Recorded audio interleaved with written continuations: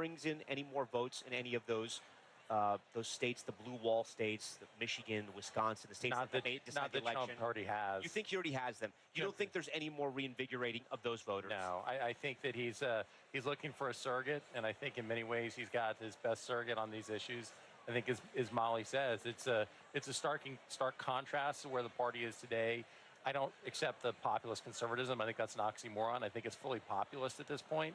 And I think when you go through the positions that J.D. Vance has spearheaded for the president on significant tariffs, on basically, as you said, we had a deregulatory agenda. J.D. Vance has praised Biden's regulatory agenda in many cases. And I think you look, as you said, on Ukraine. I mean, Kevin's just talking about the lack of attack from Russian aggression, but J.D. Vance is the one who's most anxious to just give up the territory that Russia's already taken.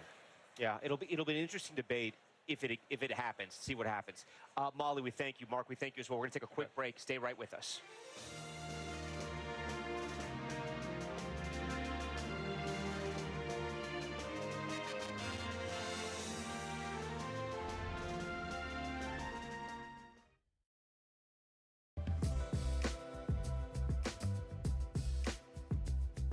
Hey guys, woo. Sorry about that.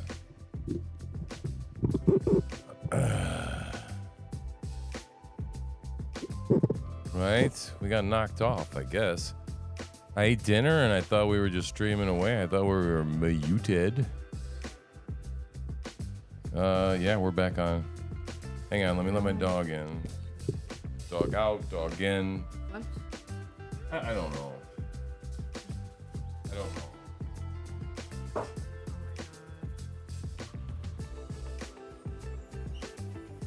It's fucking weather. Heat advisory. Great. Jack Smith is appealing the classified documents case.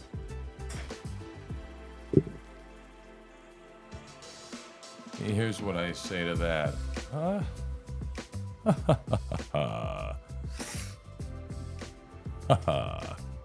Waha!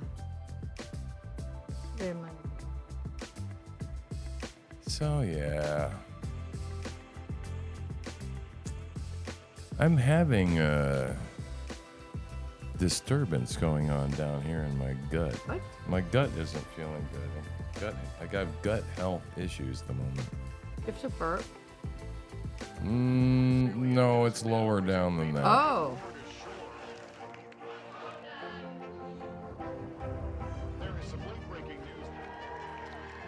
Jeffrey says J.D. Vance will not unify us.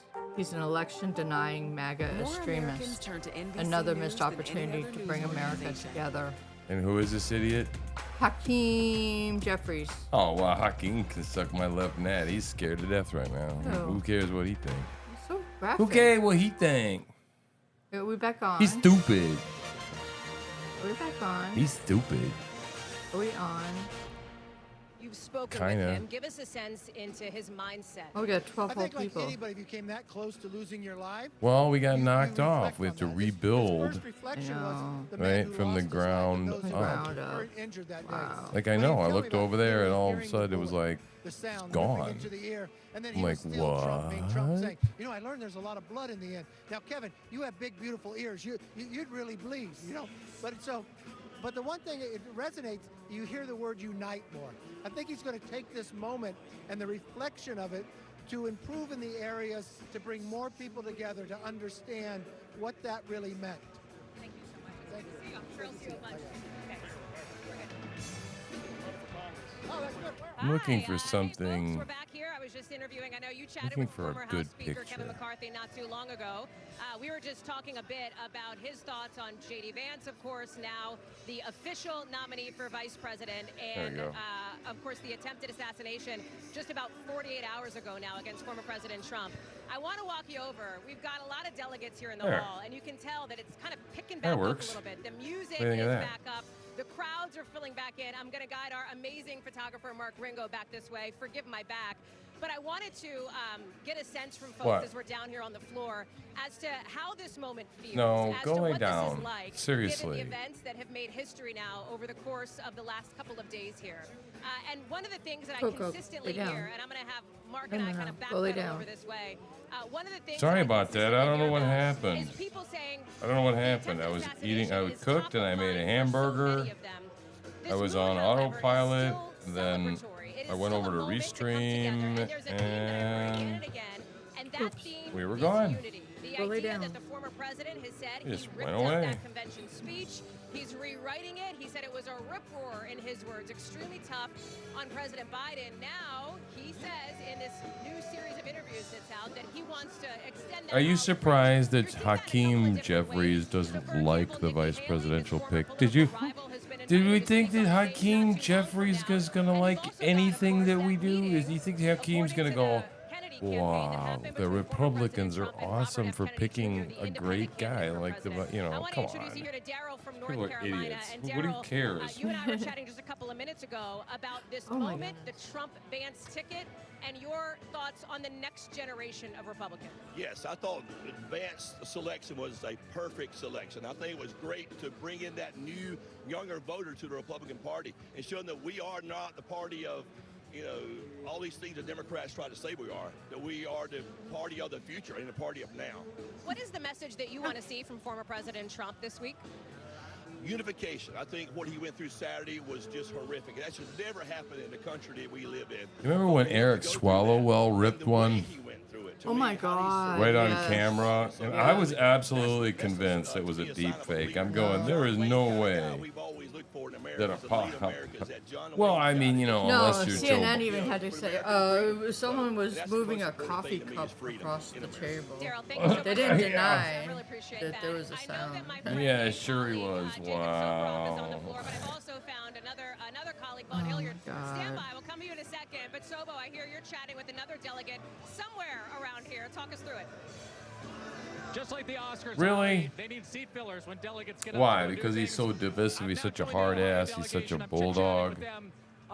Yeah, I don't know, man. I think that at this point, Donald Trump has. See, because the Democrats' playbook. What's your reaction to the Democrats' playbook is like, well, we really should get a black woman, so we could put a black woman up against a black woman. And as a matter of fact, the only thing would be better if she were a lesbian. Right. I mean, it's like, no. We're not gonna play that game. Just they're all salivating. They think it's gonna be really great. It's not gonna be so great. She's gonna wipe the floor. He's gonna wipe the floor with Kamala. Yeah, right. No, I went in 2016. I was a supporter. You're a diehard. I'm a diehard Trump girl. Yes. I got to ask you about the attempted assassination of former President Trump over the weekend. An awful moment for the country. Obviously, a terrifying moment for former President Trump and his family. Everybody's talking about that this is going to change the tone and the tenor of the race. Do you think so? And if so, how so?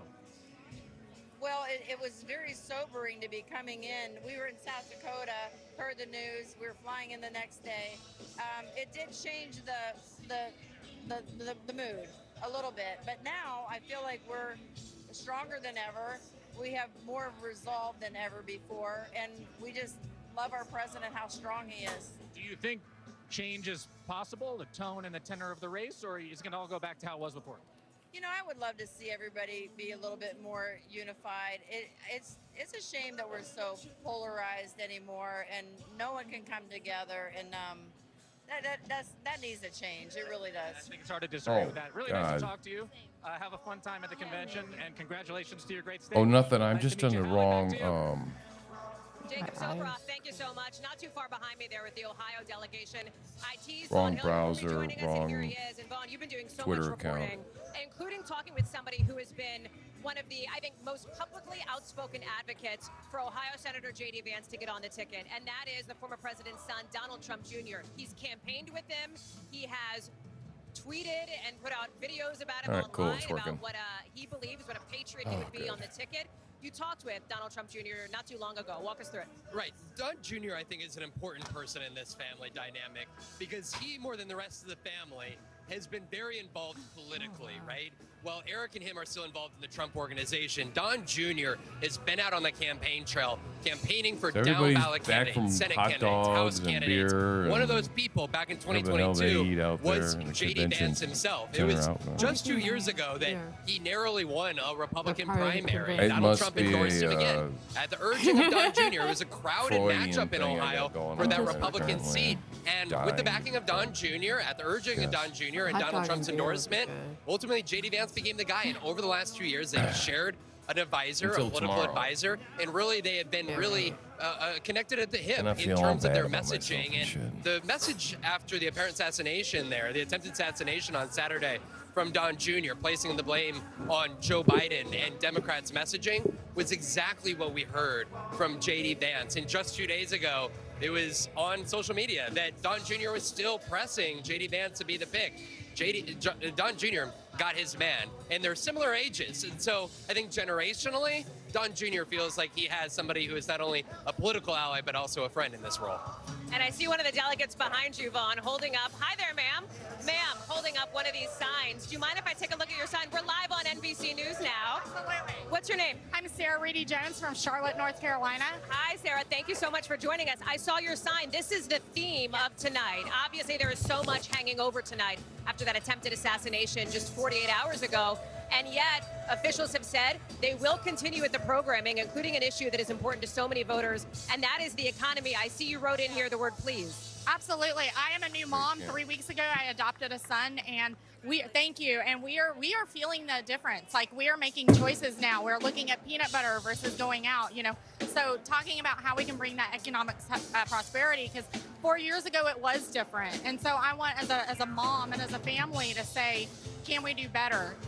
So thank you so much for chatting with us. The impromptu live interview, I appreciate it. That's how it happens here on the convention floor. We're going to sneak in a very quick break, but don't go anywhere. Wow, that's just amazing online live reporting, you know, like, wow, we just talked to somebody live. Isn't that amazing? On the floor. That's the way it is here at the Republican convention. Oh, my God. We actually talked to someone live. Is that what you're supposed to be doing, like, right? Gay music, but I guess it's kind of soothing. But it's not objectionable. Gay. It's a little baggy.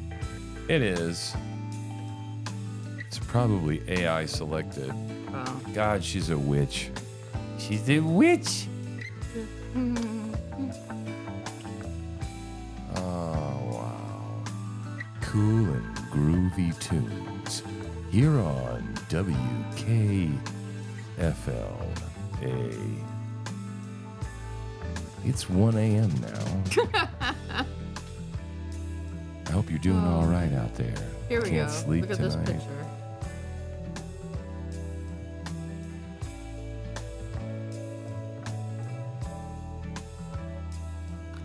Oh, is that what they're saying is his ear down here? Oh, no, up there, there's a spot right there where the gauge is.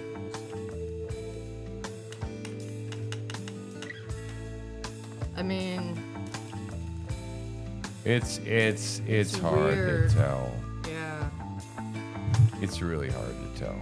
We were just looking at comparing the picture of McKee. Maxwell Urick versus Urick? Matthew Brooks. Oh, I got that name completely massacred and wrong.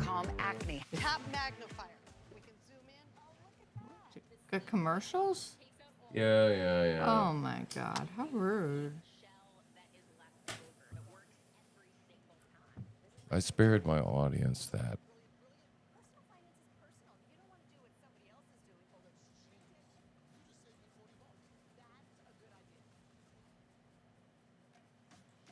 And there we go. Oh, wow. We are back. We're back, totally back. Oh. Like, you're back, I'm back, I'm we're both back. She hates being back. She doesn't want to be back. She's kind of bitchy about being back. But welcome her back, because it's better when she's back, even when she's a bitch. I mean, really, it's true. Oh Otherwise, I would have divorced her years ago, right, guys? I mean, come on. What? Life is just better with, I mean, that age-old question, can't live with him, can't live without him. Happy wife, happy life. How about that one? You can't actually live with him. You just put up with this shit, you know? You just do. You learn to laugh at yourself, right? Yeah. All right, go to a bookmark because I want to. Norway, Maine. Oh, Norway, Maine. Go to a bookmark. What? Yeah. What? Oh God, no, never mind. I got Too what? hard. What? Oh God. Not to put up there, just to look at, unless you want to look at my computer. Oh, you mean so that there's no entertainment value in it for them? Well, no. I'm just gonna abandon. Gross. I'm just gonna abandon my audience completely. All right, Maxwell Yerrick, a professional Antifa trained by the CIA with years of military experience fighting with the Kurdish Peshmerga in Syria, was the likely assassin. And they do this analysis of the face and, how it, and all the ways that the face matches up. This is Maxwell Yerrick. This is the man who shot Trump and killed an innocent person. He has a record going back to 2016 of assaulting Trump rally supporters and fighting the cops. His common picture left is from his 2016 arrest. Note the ear gauges. Yeah, the ear gauges are pretty identifying, right? Yeah. They are. But then, like I said, you got to figure out what happened to the other kid. He's the patsy, right? Where's he buried? So in theory, is Yerrick still alive? And they made. How did they do this with Kennedy? Right? They made the guy the patsy. Right. I can't remember his name. Lee Harvey Oswald. Oh, that's right. Yeah. Yep. And then they killed Lee Harvey Oswald. They did indeed. And they killed the guy that tried to kill the president. Oh my God, this is crazy. I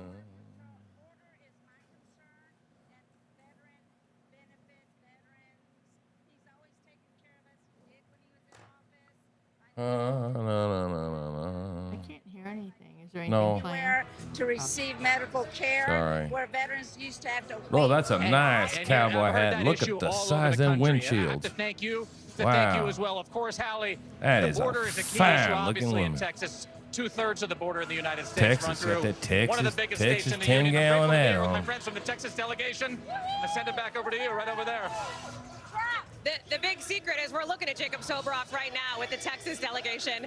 Jacob, make your way on over here, pal. Come on over for a second. Excuse me, guys. What's so interesting as we have this conversation, and hopefully you can hear us okay, because the vibe is getting rowdy over here. The issue of immigration and the issue of economy, of course, the top issues that Americans say are driving them to the polls come November. Jacob has made his way over to us. And Jacob, one of the things I wanted to ask you, you've covered a lot of conventions. How does this one feel at all different to you based on your experience, based on the events of the last week or so? That was funny. You know, Alan, one of the things that I've been thinking about is I'm going to hand your mic off because we can't do this. Better. One of the things I've been thinking about is how when we were all here in 2016, is that we would hear from first folks like Stephen Miller, who was always the warm-up act to former President Trump. But then, speaking of immigration. Yeah, speaking of immigration, and then Trump himself. And we would hear sort of euphemistically about the policies that they were thinking about enacting. They would talk often about ending catch and release. We're talking about immigration with the folks from Texas.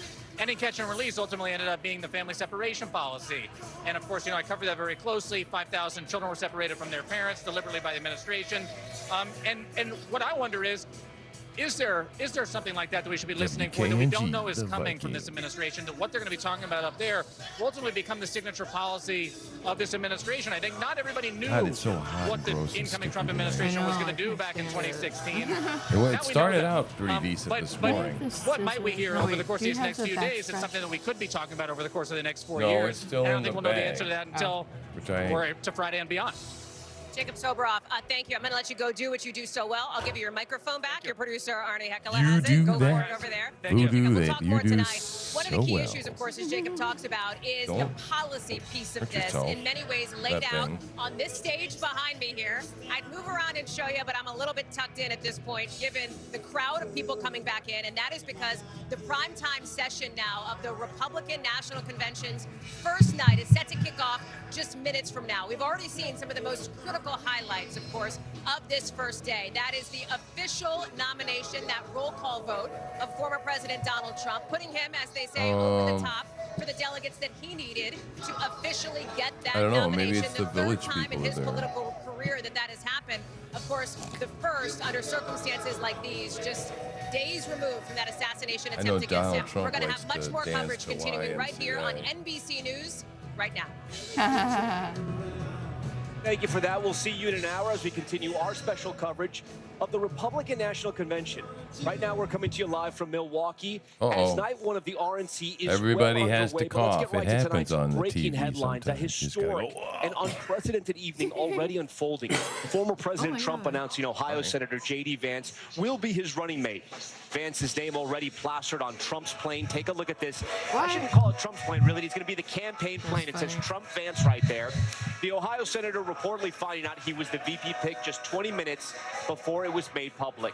That decision as former President Trump officially became the Republican presidential nominee. This afternoon, the Florida delegation putting him over the top. The moment seen all over the country. Former President Trump clinching the nomination just 2 days after the shocking assassination attempt on his life. A gunman opening fire at a campaign rally on Saturday, striking the former president. I can't believe there are people that say that Donald Trump orchestrated that to improve his campaign. It's ridiculous. Because, of course, he was doing so poorly before, right? Yeah, so he needed to get, he goes, just graze me. Just graze me, okay? Just shoot me in the air. It'll be okay. I'll go down. And it'll be the greatest picture in history, okay? It'll be huge. Never happened. These people are idiots. Back here in Milwaukee, take a live look at the convention floor. That's not it, but the excitement is building right here. Here it is. Tonight you'll hear from several notable members of the Republican Party. We're also hearing from President Biden in his first sit-down interview since former President Trump's assassination attempt. Has this shooting changed the trajectory of this race? I don't know, and you don't know either. More on Lester Holt's exclusive sit-down with the president in a moment. We have a lot to get to on this historic night. Kicking things off for us is Dasha Burns, who joins us live from the convention floor just behind us down here at the RNC. She is with the Florida delegation right now. Dasha, I can see you right there, set up with your photographer. I do want to ask you, it was surreal to me to leave Butler, Pennsylvania. You and I were just speaking last night. You were there when it happened. You witnessed it in real time. It was such a horrific event. And you walk in here, you see the excitement, you see the joy. Of course, what happened is at the back of everyone's mind. But it's got to be strange, Dasha, for you to be here right now to see this convention after what we just saw in Butler. Yeah, Tom, it's kind of hard to hold both things together at once, right? The energy here and the tragedy that oh my God, we just witnessed. What are you doing? And I got to tell you, the vibe here is That's not going to work. It is so juxtaposed to the conversations I've been having just there we go. 48 hours with witnesses today. I feel much better. Really? Yeah. I just stuck my head under the sink and ran cold water all over it, so. I've seen some delegates but who have I been have dancing, who have been cheering, a lot of water and in my celebrating, and at the same time, it's not lost on anyone what Oh, just hey, I'm happened. just the Sultan of Swing. Pennsylvania Get it? What happened to Crooks? The Sultan of Swing. Took on a completely new resonance, and now the lights are going down as I believe we're about to see a little bit of action. How much for your wife? Tell me your wife. I want to buy your children. And of course, we're covering a convention, so they're going to be moving you around. You are on the convention floor. And we do want to be transparent with our viewers. Things are very fluid. Sometimes we're going to be dipping in to what's happening on the stage. Sometimes we're going to be talking to reporters like Dasha. Dasha, you were part of our reporting team confirming that former President Trump was looking to get his vice presidential pick. We learned early that it wasn't going to be Senator Rubio today. How did former President Trump land on J.D. Vance? Well, J.D. Vance has long had a relationship with his son, Don Jr., so he was advocating heavily for his friend, Senator J.D. Vance, throughout this entire process. At the same time, you notice his age. It's so interesting to see J.D. Vance up on that stage when we do see so many older faces. And then there's this fresh-faced junior senator from Ohio that is really a standout in this crowd. At the same time, he's also from Ohio, which is a state in that critical blue wall, close to Pennsylvania, close to Michigan, close to Minnesota, which is a state that has typically leaned Democratic, but that the former president wants to win. And perhaps most critically of all, especially in this moment, oh, hey, we got some sparkles saying hello to us. Hello. Particularly in this moment, he is somebody that is seen as the future of the Trump wing of the party, the future of the America First movement. He's someone who has connected with the base in a way that none of the other candidates we've named did. And I think that, from the sources I've been speaking with, has been a big factor here, Tom. Dasha, you know, that woman just behind you, she sort of captures the convention atmosphere. Is there any chance you could talk to her, the woman who was dressed in the red, white, and blue sparkle? Is there a chance you could talk to her and ask her what she thinks about this convention? Yeah, no, absolutely. I see you're all decked out in your glitter today. How are you feeling? What is the energy here? How do you describe that? Oh my goodness, I'm just taking it all in like a sponge. It just feels so good to be a part of history. You know, we just witnessed some tragic events over the weekend, the attempted assassination of the former president. How does it feel to be here in this moment after witnessing this historic, tragic event? Oh my goodness. You know what I find funny about this whole thing? History in the making, everything is just... Is that they're like, oh, this is not good. It's not good at all. J.D. Vance, he's only been in, like, Washington for, like, 10 minutes. It's like, exactly.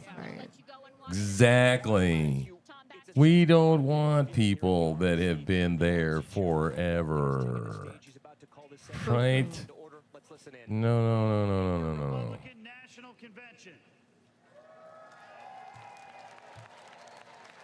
What's going on? To give the invocation, please welcome Most Reverend Jerome Listecki, Catholic Archbishop of Milwaukee. The invocation. Yeah, they're invoking. I think we're good. And let us pray. Lord, we thank you for our nation. Our founding fathers held these truths self-evident, that all are created equal, endowed by their Creator with certain unalienable rights, including life, liberty, and the pursuit of happiness. I remember this thing. For 248 years, we have sustained this vision to guard the dignity of every life from conception to natural death, to protect their liberty, especially to speak freely and to worship you, and to support their pursuit of happiness through this life to the next. We pray that you assist our elected officials and candidates always to protect our freedoms, to preserve our democracy, and to govern fairly. Grant them the wisdom every day to place the good of our nation above personal interests and to cherish our union. Teach us all to respect justice and our equality before the law. Lord, protect our military. Teach us gratitude, that we may never forget their selfless sacrifice, and protect also our first responders, police, firefighters, and EMTs, for their bravery too gives us peace. There is a sacrifice that all Americans make to participate in the political process. We ask you to receive his servant, Corey Compantadere, and we pray for those who were injured, demonstrating their commitment to our... We have just been listening to the Archbishop of Milwaukee as he's delivering the invocation here at the Republican National Convention as things have just kicked off tonight on night one. Garrett Haake is just to the right of where the Archbishop is right now. And Garrett, obviously, we're keeping our voices low because they are in the middle of prayer. I can't help but note that, yeah, Garrett, you're on right now. I can't help but note that something that the Archbishop was talking about as in the middle of the prayer here, it's something that Senator J.D. Vance is going to have to talk about as well. And it's going to be about the issue of women's rights. And the Archbishop made it a point to deliver that and the stance of the Republican Party in the middle of his prayer. Look, I think this is going to be a point of some tension across the length of this convention, obviously, with the Republican Party making some changes to their platform this year about what their view on abortion is. Typically, the Republican Party platform has called for a federal abortion ban or efforts to achieve one. This year, in keeping with the position of the nominee, Donald Trump, that language has been dropped. Someone else who's going to have to drop that kind of language, J.D. Vance, who has voted for and advocated for a federal abortion ban in the past. He now says he supports the same exceptions that Donald Trump does and that he believes it's a matter that should be left to the states. But look for Democrats to try to exploit both the Republican Party's past positions here officially on that, as well as J.D. Vance's positions, given what they believe is the credible political salience of that issue going forward.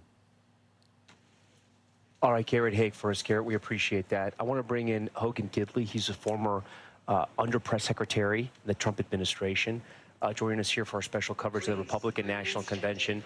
Hogan, as they're going to deliver the Pledge of Allegiance here at the Republican National Convention. Hogan, I do want to ask you, were you surprised about Senator J.D. Vance? Not really. I mean, obviously, he was on the short list. We've been talking about these people now for quite some time. I think Donald Trump, as he is wanting to do, waited till the last minute. He made this decision. He alone did that, you know, in that apprentice style that he likes. That's proved so popular on NBC, for example. So I thought it was a really home run pick for him. A lot of people I've been talking to, and I've been here just for an hour, are all abuzz about it, real excited about the potential. What does he add to the ticket? So much. Someone from such a humble beginning, someone who can articulate how he himself was against Donald Trump and then realized how good the policies were, met him, got to know him, and understood that the American people were better off with lower taxes and a closed border and no wars around the world. Right. And because he changed his mind It's a about good Donald Trump, he's going to storyline. be a good advocate for those who are still in the middle and not really sure about going and taking a second look at Donald Trump or even voting for him for the first time. MSNBC anchor Simone Sanders joins us now.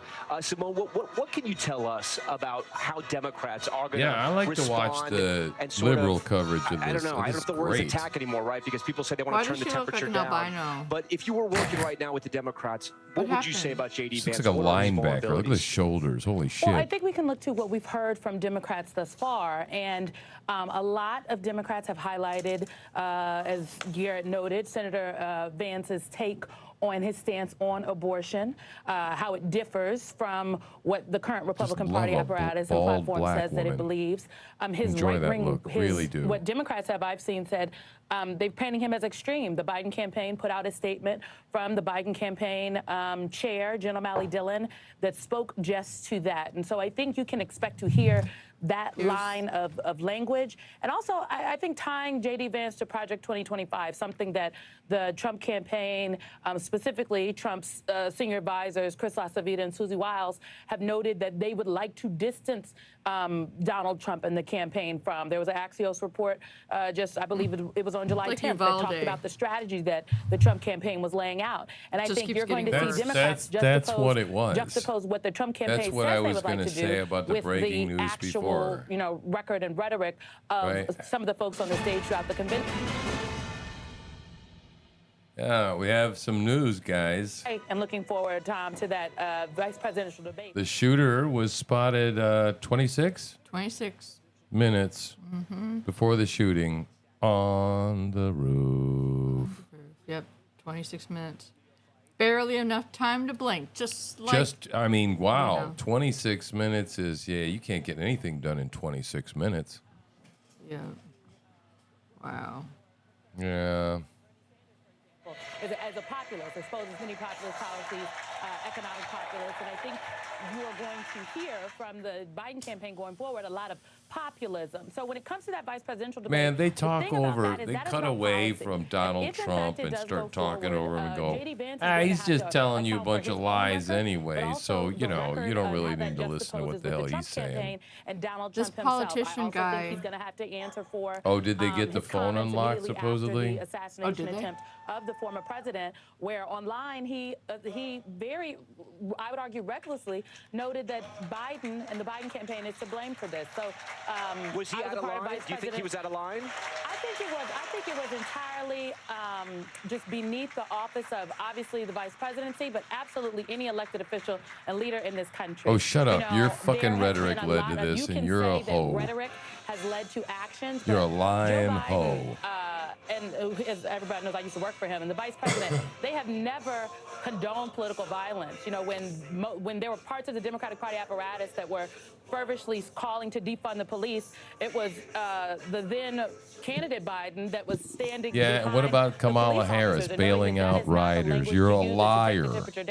And noting political violence is not ever the answer. So you're a bullshit. I was very dismayed to see that, and I think, and I hope at least, we're You know, going to yeah, see I'm Vance sure she walk dislikes aggressively walk BLM. those I'm sure she comments back. It was too disowns far. everything BLM Thank you, Simone. Tricia McLaughlin stood joins for, us. You're an right? Ohio Republican Lying piece of communications crap. specialist. You know Senator J.D. Vance inside and out. How do you think he's going to do on the campaign trail? How do you think he will be as sort of the chief surrogate for former President Trump? Well, I think he's going to be a brilliant debater. He did live the American dream. I think a lot of your audience has probably even read Hillbilly Elegy or seen the movie. He's very much can speak to those Rust Belt voters that Donald Trump doesn't. He can just energize them even more. But I think what this is really a sign of, Tom, is that Donald Trump is very confident in his election prospects here. J.D. Vance doesn't bring necessarily anything really new to the base besides energizing it. But what he does do is brings another 4 or 8 more years to the Trump legacy. He'll carry that MAGA mantle. Hogan, why do you think he made the political calculation? Because from my reporting, the sources I was talking to, it came down to Senator Marco Rubio and Senator J.D. Vance, that there were members of the Trump family. In the Rubio camp, there were members of the Trump family. In the J.D. Vance camp, namely Don Jr., man. who was the biggest supporter. Sorry, Rubio is just too small. I don't want to say an argument, but that family debate, there were also issues about whether they could do it because Senator Rubio lives in the state of Florida and the election laws. But don't you think that... You know, like when you go to ride something at Disney, anywhere at the amusement park, and there's a little guy that's holding up the hand that says, "You got to be this tall to ride." Right. It's kind of like that. It should be in like politics, especially with the office of the vice president. You got to be at least that tall to ride this ride. I mean, because it's no good. I mean, Ben Carson's very tall. He is. These are things you look for in a vice president. Listen, we can But talk he's about sort of geography all slow. day, but it's been Talked a long about him time before. since any presidential nominee has taken someone that I remember when he talked about the fact that he went to stab somebody. Ben Carson. Donald Trump understands where he is now. Benny? Can you imagine Assassination attempt. He wants Ben someone who's Carson younger, so the country understands that. in the hood, Yeah. whipping out a switchblade? Senator J.D. Vance has had No. this political road to Damascus, right? Where he had this conversion. Sure, he was not for Donald Trump, and then he became for Donald Trump. Hold on. In a quick 2 years, there was a very big, quick turnaround, right? Sure. The Wall Street Journal editorial page has come down hard on him for this, right? Because he seems to evolve politically wherever it fits his whatever he wants it, where he wants to go eventually with his record. Man, these people on the right look like little people too. Thinks that he's authentically his sort of next generation. I got the kitty. You can't have her. Well, if you're going to sit here and try and tell me that no one who's elected to office ever acts politically, then we got a whole Coco other wants a kitty. situation here. Remember Dennis Kucinich? That guy's like a little human being too. Yeah. And he's been shrinking the older he gets. He's just like more of a caricature of It's like himself. Pete He's just getting- Buttigieg in 50 years. yeah, he's just small and shrinking. different from the president, he's got to tuck in and follow and toe the line that Donald Trump has. Our Lester Holt sat down for an exclusive interview with President Biden at the White House today. We have a clip that I want to play for this panel. And when is this going to air again? Flip side. Let's play that. I'm curious. I want to see this Before you and I tonight. sat down, former President Trump named his vice presidential pick, J.D. Vance. What does that tell you, his qualities? What does that tell you about former President Trump's values in terms of who he will surround himself with in a next administration should he win? Well, it's not unusual. He's going to surround himself with people who agree completely with him. Just muddy. Record, I support him. Even though if you go back and listen to the things that J.D. Vance said about Trump. What did he say there? The first part was totally muddy. Why President Biden sat down for this interview was to prove to the American people, and really the Democratic Party, that he could still be commander-in-chief in 4 years. And the more of the clips that I've seen from the interview so far, every time the president speaks, and again, we are at the convention, so it is a little bit hard to hear, but even with that question, which some would argue he should be ready for, he should be ready to answer, it seemed like he had to struggle a little bit to get to that answer. What are your thoughts? To me, that sounded like the Joe Biden that I know. I don't think he struggled. I think, frankly, that is how the president talks, right? He's not quick on the draw, if you will, with his words. He speaks with a lower tone, more measured. I think there are times where he gets extremely animated. During that last press conference he had, talking about guns and gun violence and children in this country was one of those really animating times where he raised his voice. He yelled. He all of a sudden got angry out of nowhere. I do think, though, that when it comes to, and I'm looking forward to seeing Lester's entire interview, but I do think, though, when it comes to J.D. Vance and the campaign and the president's prospects in November, what I have heard from a lot of Democrats is they want to see him fight. And I think if you juxtapose the Joe Biden that we've seen in some of these clips in the interview from the Joe Biden this past weekend in North Carolina, in Michigan, on the stage at a big rally, the energy level was different. And so I think, I don't know if the president maybe has a more somber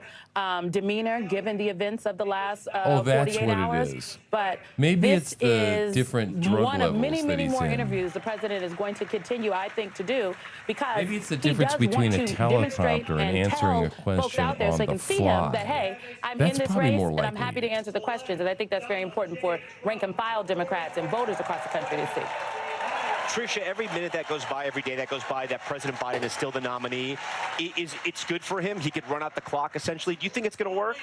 No, I don't. I think no matter who the Democrats put up with at this point, it's going to be Donald Trump. He's going to win. I mean, I get that, and I know you're going to say that, but I'm saying, do you think he's still going to be the nominee, President Biden? Yes. I mean, you don't think they're going to switch? No, I don't. He's weathered the media storm for the most part. We don't have back-to-back, day-to-day coverage of people talking about Joe Biden's cognitive abilities.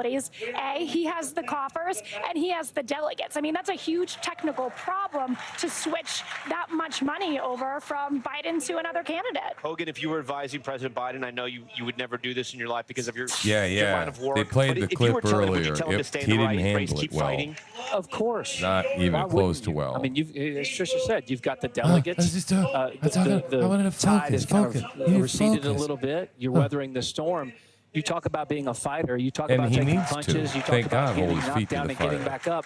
What better way to say to the establishment and the people in your party, listen, I know there are some questions and concerns, but I beat Donald Trump once. I'll do it again. That's what he's saying. Now, I think it's folly and I think it's foolish, but that's not the point. Simone, same question to you. Do you hope he stays as the nominee? Do you hope he runs again against former President Trump? Look, I think the reality is, Tom, is that he is staying. And I have long since said, even before the president announced his reelection, that if he wanted to run for reelection, he should. And there was a primary process and the voters voted. The point about the delegates that Hogan and Trish are making are very, very important. Are such useful the delegates, idiots. This is a process. Just like right now, we are at the RNC watching the process She is a unfold. There was a reason DEIS J.D. Vance had to be announced at the time that he was, because there is a process. There are legal things that have to happen within the party apparatus.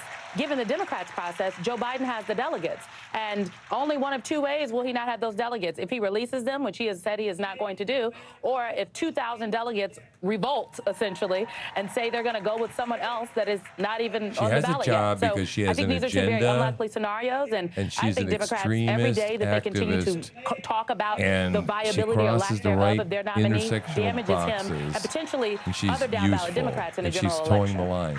That's why you she think has Vice President Kamala Harris would be a good candidate to run against former President Trump if this does happen and the switch does occur? I think that the vice president would be a formidable candidate, but again, Tom, I think it's the Biden-Harris ticket, and I think that she has been prosecuting the case against the former president on the campaign trail, and now to juxtapose a Vice President Harris with a potential Vice President J.D. Vance, it is a split screen that I think is going to be very, very clear for voters. Just as we've been talking, the Biden campaign sent out a fundraising email from Vice President Harris talking about J.D. Vance, making that split screen clear, and the topic was about abortion. Okay. Hogan, you know, we experienced, the entire nation experienced a horrific event on Saturday. There's a lot more with the going attempted on in this assassination country against besides President abortion. Trump. A Trump supporter And ended if you up dying, think a you're going to father be who was able to just protecting his go family, toe-to-toe two with others J.D. gravely Vance on injured. abortion, Have you had a chance to speak to that's a anybody in the whole family and a hour-and-a-half chance to speak to former debate. President Trump about what That's happened? going to be Not good to enough. the family. I texted the That isn't president, going of to course, work. the night it happened. I realized he was It's a okay bad first. I talked to a strategy. lot of people close to the campaign and on the campaign about the moment. They were all just shocked, obviously. They weren't surprised. But for the most part, when you took a look at Donald Trump taking gunfire, getting shot, getting pushed down, standing up, that iconic picture that now is everywhere with his fist in the air, screaming, fight, fight, fight. The guy is a legend. He is a leader. He's a gangster. And I think that really helped solidify his position, not just in this party, but it made the American people stand up and go, wait a minute. There's something bigger at play here, and we need to galvanize behind Donald Trump. Hogan, we thank you for those thoughts. We want to dip in now to the convention floor. Republican Senator Nice Ron choice of Johnson words. of Wisconsin has taken the podium. Yeah, Let's listen absolutely, in. man. Good, decent, hardworking, and very nice people of Wisconsin in the U.S. Senate. Wisconsin.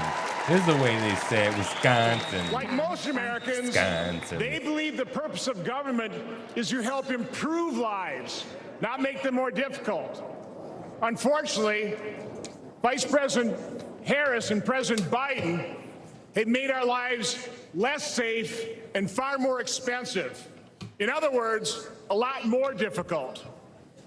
Back in 2008, Joe Biden ran out a ticket promising to, quote, fundamentally transform America, unquote.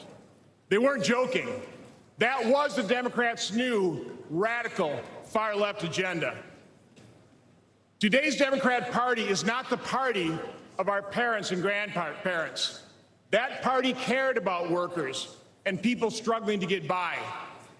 Now they are the party of open borders, reckless spending, weaponized government, and weakness on the world stage. This fringe agenda includes biological males competing against girls, and the sexualization and indoctrination of our children. Nice. Today's Democrat agenda, their policies, are a clear and present danger to America, to our institutions, our values, and our people. Democrats have forgotten American families. They have abandoned the hardworking middle class.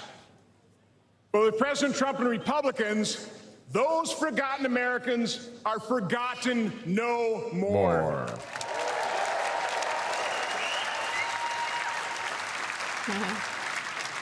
Republicans are the party of opportunity, liberty, and prosperity for all. We proved we know how to make life better for all Americans, and we can do it again. With a secure border, smaller government, less regulation, and lower taxes. Republicans understand that Americans don't want welfare, they want work. They don't want woke equity, they want God-given equality.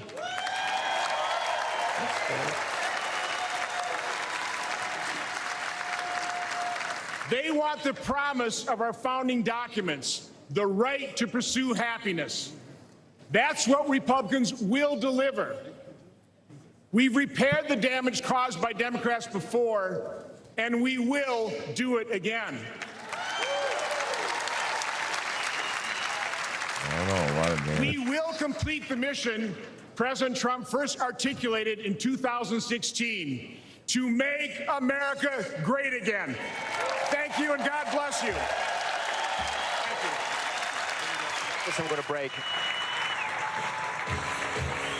We've just been listening to Senator Ron Johnson addressing the convention here in Milwaukee. He's the hometown hero. There's a video playing right now. It's called the DJT Dance Video. It's essentially a compilation of Donald Trump, the former president, dancing. I don't think this is a fake. This is actually, those are real dance moves. A quick reminder, if you are watching our coverage, we're It's a dance you do when you're old and you don't want to fall. We are going to do the exact same thing during the Democratic National Convention. We want to be very clear on that. But we are covering this live news event right now as it happens. Here in Milwaukee, the Republican National Convention, our special coverage continues right after this break.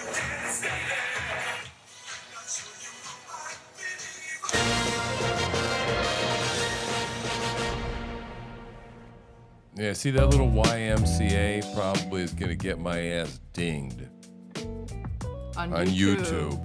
I mean, it's just that stupid. They're going to go, well, we've now limited the view. Nobody can see your shit anymore.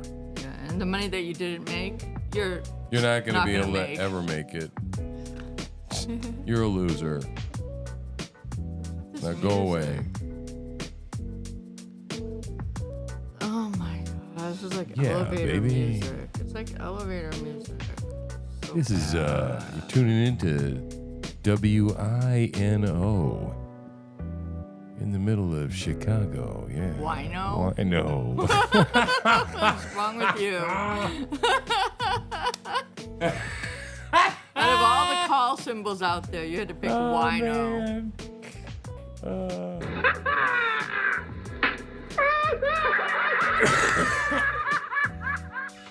Oh my God. It's so hot. I know. I hosed down my head. It helped. Good for you. What are they singing? If you know country music, you know that is the famous singer-songwriter Chris Janson with All-American Guy. We are back now live Oh, yeah, at the Chris National Convention in Milwaukee. Janson. Yeah. He's he's great. I love that guy. It is so loud right now. I hope you can hear me. And you Wasn't can hear Chris this question. Janson Talk to me some about the anchor on energy at the moment right MSNBC now on the years floor. ago? Yeah. Tom, it's really been extraordinary, particularly in the wake of the attempted assassination of former President Trump. I watched your coverage wall to wall over the course of the last couple of days, as did, I believe, the nation and many people in this room. And I do think, in talking to people, in some measure, this is a release for a very, very tense time. George Carlin was a genius. I mean, visionary, way ahead of his time, man. Yeah, he was. No doubt about that. At all. Some of the conversations that I've had over the course of the last couple hours have indeed come around, including with former Speaker of the House, Kevin McCarthy, who I spoke to last time you and I were on the air together. And he, in fact, indicated that former President Trump's reported desire to move away from divisiveness and confrontation may not necessarily, according to his conversations with him, extend to the policies that he was putting forward. And it'll be interesting to see, Tom, tonight, what that means for the speakers that are going to come to the stage. We just heard, of course, as you mentioned, from Ron Johnson, the senator from this state. Marjorie Taylor Greene, I believe we're also going to hear from tonight. Tim Scott, Kristi Noem, Marsha Blackburn, who we, I believe, heard from at some point this evening as well. Some of the familiar faces Kristi Noem. names of the Republican Party, Noem. known for this MAGA type of Republican Like politics. Nome, You got to know when to know them. Know when to fold them. But I will say, as you can tell, the vibes here are not No what you when to might think. walk Maybe it away. was the vibes No before when to the attempted run. assassination of former President Trump. Everybody, I think, is trying to recapture those feelings tonight. And certainly, good moods are being had right now on the floor here, Tom. Good vibrations, man. There's a man Good, good, good, good vibrations. Pop, pop. I can't do this without and ask him about the mood and Beer. if he's excited Okay. and happy to be I here at the guess we're not convention. gonna sing You this. see him right there, the one and only. Not a singing kind of mood. No. Yeah, now you know why I gotta get in like about 2-3 beers before you turn the radio on or you turn the songs on. Oh my God. It takes me a minute. It's not in the mood without. He's a Politico. He wants to hear from you. How are you feeling about tonight? In all seriousness, how are you feeling about the party in the wake of the assassination attempt? How are you No, feeling it's about a the convention? great big club. Actually, it's actually a pretty tight club. But yeah, we ain't in it. What club? Especially ones that passed. What club? The club we ain't in. The elites, you know, elites. Yeah, I know. Put Trump in office. And people eat the fancy stuff. No, man, we're going to be getting a golf cart, and I'm excited. That's right. It's gonna be fancy. Politics, but getting your Fancy. steps in with all this dancing, so I'm going to let you get back to it. I'm gonna have my I own appreciate you. Thank you very flag. much. Okay, God bless you. Tom. 2016, can somebody please? Dave, Tom, I'm going to send it back up to you in the booth. What the hell was Jacob that about? Sobroff, we appreciate you. We thank you for talking to that. Always great to capture some of that atmosphere here on the convention floor. We're going to have much more tonight as our special coverage of the RNC continues. More from Milwaukee right when we come back. Hey, baby.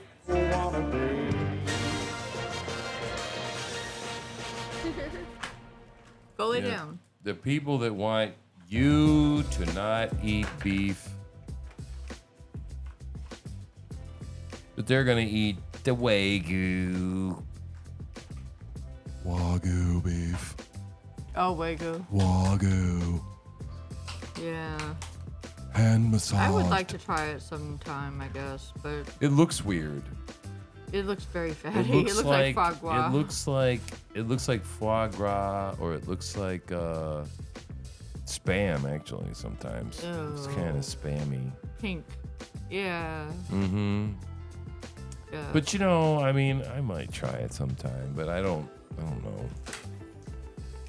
Just beef is so damned expensive to begin with. I know. So what? You have it and you love it, but you can't afford to ever really have it again. Well, that depends. If you want them, they're elites. They're gonna be eating their Wagyu. The Wagyu. The Wagyu. And you're gonna be eating rabbit if you're lucky. If you can catch one, you're gonna eat the rabbits. Rabbit. If you can catch one. We are back now with our continuing Florida? special coverage of the Republican They got National bunnies in Florida. I've seen them. That alligator. I done seen them. Kicks off. And we're following a number of major headlines at this hour. First, after months of speculation, former President Trump announcing Ohio Senator J.D. I have heard that a fried spam sandwich is a fine meal. A what? A fried spam sandwich. Yeah. I've heard it's a fine meal. I tried a can of spam or two. As you can imagine, is heightened. Toward the end of the world, I can eat it with eggs and shit, I suppose. It's better cooked. We should say for the most Yeah, part, but yeah, it's kinda- have not been serious. In the wake of the assassination attempt against former President Rabbits are Trump good, 6 like days ago, rabbits. We're Mhm. going to have much more on everything coming from the convention. They including scream when you thoughts on knock that. them out, though. Oh my To get over God. to, A lot Carlos of Curbelo, screaming. who's, one of our Not SNL fun, studios not fun to joining us killing skin. Why are you talking about that? Well, Simone's going to join us back as well. Just thought I'd talk about killing baby bunnies. We're about to hear from Representative Not Marjorie babies. Taylor Greene. And the Food reason why I want to talk size. to both of you is because both parties, at least in the public and to the media, I don't kill snack size. I kill meal size rabbits. Oh my Carlos, do you God. think that's going to happen? Do you think that's possible with someone like Representative Marjorie Taylor Greene? And I ask you this as Oh someone who my is a God. Republican.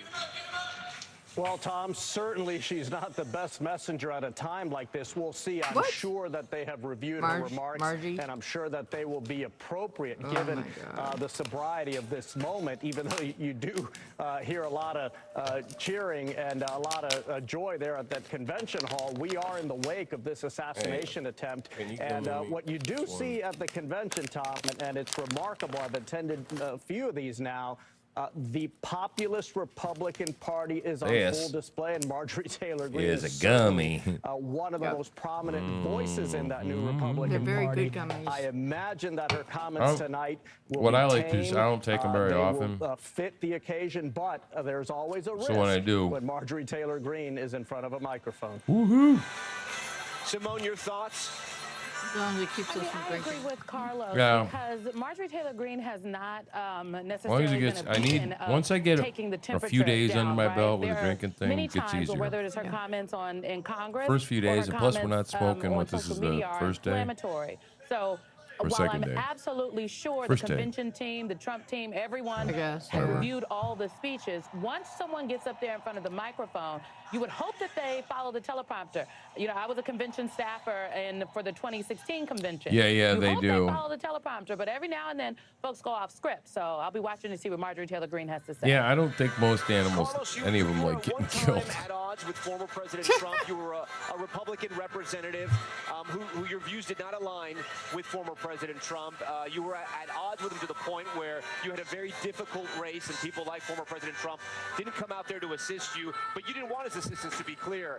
Many Republicans were like you, but they Is that have a evolved harmonica? from former President Trump. Have you evolved as well? Oh, Jeff is Tom, quoting from I take Donald Trump for who he is. I mean, this is his Monty Republican Python. Party right Oh. now. Clearly, Donald Trump is someone who has inspired a lot of people. He has some virtues which will be on display this week in You're oppressing Wisconsin, us. but he also has some Stop- flaws. stop I mean, oppressing the us. events of You're recent oppressing days us. certainly give Stop us a oppressing reset me. in American politics, but they don't erase the past. And while Donald Trump and Joe Biden's big issues and their flaws haven't been top of mind in recent days, Donald Trump and what he's done in the past and the I way got a he's feeling, divided the well, we're going to country, hear Joe J.D. Vance Biden, speak, and I you got know, a feeling we're going to hear difficult Donald time Trump he's going speak through and the tonight, aren't fact we? that Tonight? I don't know. What's Well, the Wednesday main... night serve they're another 4 accepting the years as president. nominations. Those Okay. troops But remain. they should So, speak tonight. I don't know it's what the not a matter schedule of making up looks or like. not. It's a matter of recognizing the full truth and weighing former President Honestly, Trump, I do not and, know the President lineup. Biden for who they are Don't and know. what they mean to this country at this time. We shall see. Does it pain you when you see images like we were just taking there of the floor of the Republican National Convention? I don't know. I was thinking we might be surprised by at least Donald Trump showing his face after, maybe Trump's Republican Party. Looking. Does that pain just you? show his No, face it after doesn't the pain me at all, assassination Tom. attempt. Donald Trump has a unique Stay set of relevant, so we don't characteristics. forget He what he has looks captured like. The imaginations, the Holy passion crap. of a lot of people in What, this country. honey? He has pushed some people away from the Republican Party, but I think This objectively can't we be have to right. recognize that he has The speakers at the welcomed RNC a lot of people tonight into the include, Republican and Party there's a that were list. not part of the coalition And it's before. on like Especially 40, thinking about a 41, lot of 42. Hispanic and African American It's voters not that tonight. Republicans are now more First credibly night competing speakers. for I'm looking. than they used to in the past. Okay, So, Ron Johnson, look, he's already spoken. Donald Marjorie, Trump turn has it down. come this far. He has had a lot. Marjorie Taylor Greene is going to be speaking probably next. Lieutenant Governor Mark Robinson, which we like him, he's from North Carolina. Representative Wesley Hunt, John James, Katie Britt, Tim Scott, Glenn Youngkin, Kristi Noem, Byron Donalds, who's like one of my favorite people, Charlie Kirk, Marsha Blackburn, and Sean O'Brien. That's quite a lineup. But sometimes they only give them 5 or 10 minutes. So it should still move pretty quick. Okay, you can turn her back up, Simone. Election after primary election in the Republican Party primary, Nikki Haley. She look like a Simone, don't she? Simone. Hey, Some Simone. 15, You want to 20, get it on, in some states, Simone? in some counties, 25, 30% Simone. of the vote in some of these states. That, to me, indicates that Donald Trump actually has some issues within the fractures of his coalition. People can say what they would like about, the Democrats and their current airing of their dirty laundry in public for all of us to see. But when it came to the primaries, overwhelmingly, Joe Biden won those primaries. There was no. Yeah, that was before everybody admitted he had dementia. Primary that should not be overlooked. And so I would say that conventions are an opportunity to put the breadth and depth of your party's coalition on display. It is a decision that the Trump campaign and the It's just convention amazing organizers that have these made people to are put still this, lineup in the way that it has. whistling Ron in the Johnson, dark. connected to January 6th, Absolutely and followed by Marjorie astounding Taylor to Greene me. in terms of speaking. That, to me, does not indicate an expansion of the coalition. All right, Simone, we thank you and Carlos. You guys stand by for us. They've just announced that Georgia Representative Marjorie Taylor Greene has just taken the stage. Let's listen in. Ooh. This ought to be good. Okay, this ought to be interesting. Thank you. Today is a celebration. The American spirit is alive and well. And we have once again nominated for president the founding father of the America First movement, Donald John Trump. She looks good, man. Yeah. She doesn't look so cavewoman-y today. Unfortunately, this is also a somber moment for our nation. Yes, it is. 2 days ago, evil came for the man we admire and love so much. I thank God that his hand was on President Trump. Amen. Yeah.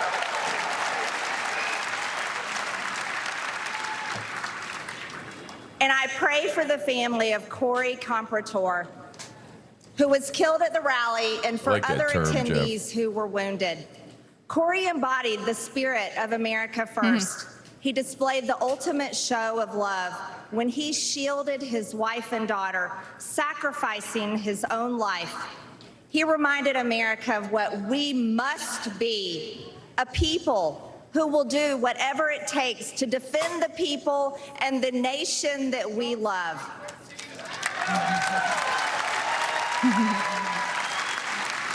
She does it. I love you too.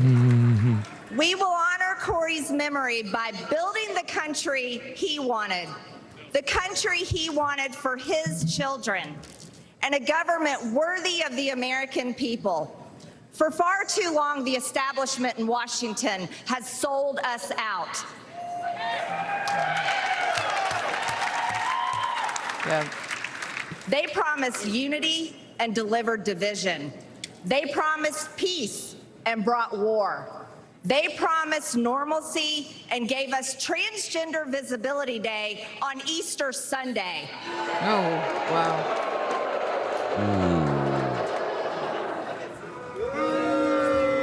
And let me state this clearly. There are only two genders.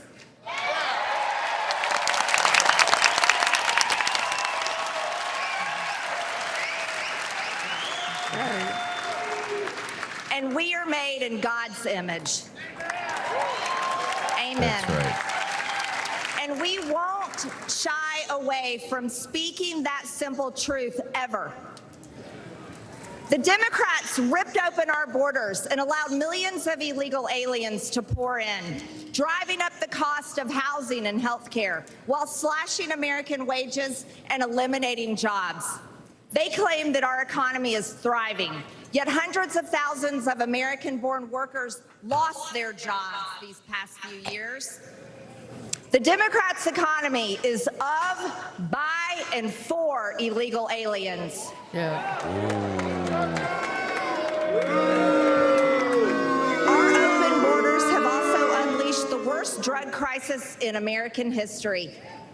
Yet while hundreds of thousands of Americans are suffering, the Democrats spent over $175 billion, your tax dollars, to secure Ukraine's borders. But they tell us the border wall is too expensive. But an American government that serves the interests not of the wealthy, the globalist, or the powerful few, but of all hardworking Americans is within our grasp.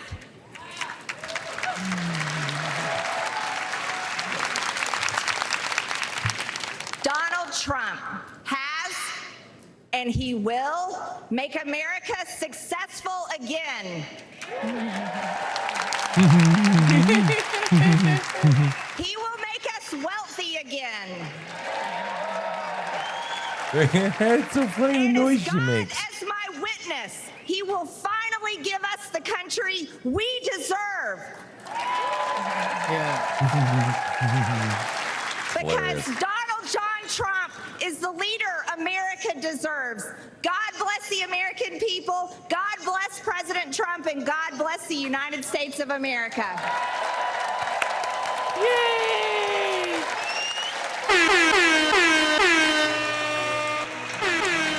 We've just been listening to Marjorie Taylor Greene, the representative from Georgia. A reminder to our viewers, we are watching live coverage of the Republican National Convention. And just like we are carrying speeches here at the RNC Live, we are going to be carrying speeches live at the DNC as well. Matt Gorman has joined our panel now. We still have Carlos Curbelo in Miami and Simone Sanders out of Washington. Simone, I want to give the floor to you first. What was your take on Marjorie Taylor Greene there? She had a lot to say, specifically geared and pointed towards Democrats. Microphones that they got the fleshy little ball. Yeah, I know. Next It looks to like you. a It looks like mole. there's a fleshy little ball in orbit around your face. It's kind of weird and creepy. To that prompter. I think this was a lot of, again, red meat for the base, which makes sense, right? At conventions, these are the supporters. You want to fire up the base, and I definitely think she did that in these comments and refrained from calling out Democrats by name specifically. She had a lot of positives that she went to at the end about former President Trump, and I think that is the kind of language, again, that the Trump campaign has said that people will hear in this convention. So I think they are off to a good start and that's a lot for me to say. Yeah, that's actually a lot for you to say. I'm very surprised. Matt Gorman, I want to bring you in now. You just listened to that speech. There has been a lot of focus on Ukraine and the funding in Ukraine. She made the point that the U.S. has spent $175 billion to secure, I shouldn't say she made the point, this was her argument, to secure Ukraine's borders and not to secure our own borders. J.D. Vance is somebody else who thinks that we have spent too much in Ukraine. Is that where the Republican Party is going? And if former President Donald Trump is reelected, will we pull out of helping Ukraine? Well, we'll see about the latter there, but one of the biggest takeaways from being We on just the road need to with eat Tim this Scott last was cool exactly and that. fruity The berry anger among yogurt. the GOP last base, one already, Whether yeah. it didn't matter if you're in Iowa, New Hampshire, I didn't any get state it. you travel to, the wall only got, and like, immigration 5 and of relating them. to Ukraine, there was a powerful anger there. You picked it up when you're on the road quite a bit. Yeah, Carlos, back over to you. Wasn't sure what we were going to expect from Marjorie Taylor Greene. We had talked about I know, both she's sides so trying to tone down the crazy. temperature a little bit. Do you agree with Simone that this was not maybe Marjorie Taylor Greene out of 10, but she was getting pretty close? Oh, God. Well, Tom, I'd Oh, say not that near for a Marjorie 10. Taylor Oh, my Greene, God. this Come was on now. actually a tame and conciliatory speech. I mean, we've heard some of the things she says. We've heard her insult her colleagues on the Hill. So Marjorie Taylor Greene was in her best behavior tonight. But it'll be interesting to see how this convention is structured, Tom. Obviously, they're playing for the base tonight. A lot of red meat. J.D. Vance is a base pick. It is not a pick to expand the coalition. It is not a pick to bring balance to the ticket. It's doubling down. I don't know, on man. on J.D. Trumpism. Vance is a good-looking We'll see as man. we move closer to Thursday, and Right? that I big mean, speech you know, by because Donald according to Trump. women vote, I don't How know. and They're not, when or and if they try to expand the What? tent and welcome I more mean, I people don't know. in and reach I think he's a some good of those pick. middle-of-the-road I do voters. too. There aren't very many of them left, but they are I think decisive. he might Let's woo see when women. they start reaching out to them. They're certainly not doing that tonight. I think he's going to come across Matt, as you worked on Senator very Tim Scott's presidential campaign. He was pro-patriarchy, unsuccessful. very As you masculine, look very over the manly. convention floor right So now, there's I've Right seen now- some lots women of that don't red like hats, lots that. of red shirts, Well, red I think jackets. people are I've starting to said this respond to before. it. I hope so. It's called the Republican National Committee. It's more like the Trump National Committee. This is Trump's convention. Are you okay as a Republican where the party has gone and that he has a firm grip on the party now? It's the reality. Whether you like it or not, that's where the base is. And look, I think we talk about what you're going to hear from the speeches. The Trump team from the top down, whether it's a little bit more of a focus on unity, maybe that's why it was the 10 from Marjorie Yeah, Taylor no, Greene. it's an alpha All throughout ticket this right now. convention, they will make sure that nothing will distract from Trump's week. This is his convention. And where this party is going, it's really up to the voters. And I think with a pick like Vance, it's a legacy pick for Trump more than anything. All right, Matt Gorman, Simone, Carlos, stand by for us. Our special coverage of night one of the RNC continues. We will have much more from Milwaukee when we come right back.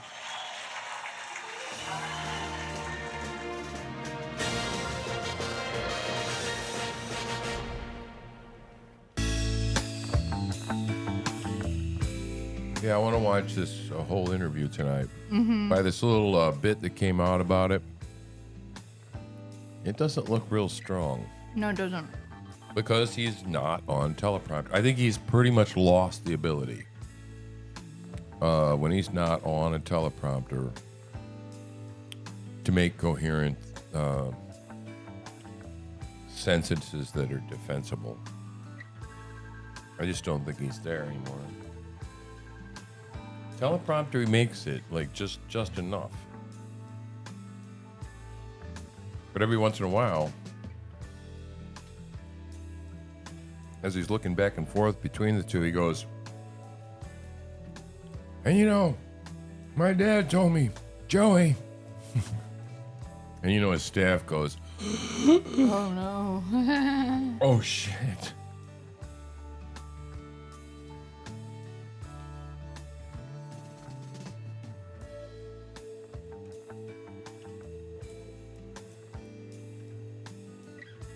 How's that?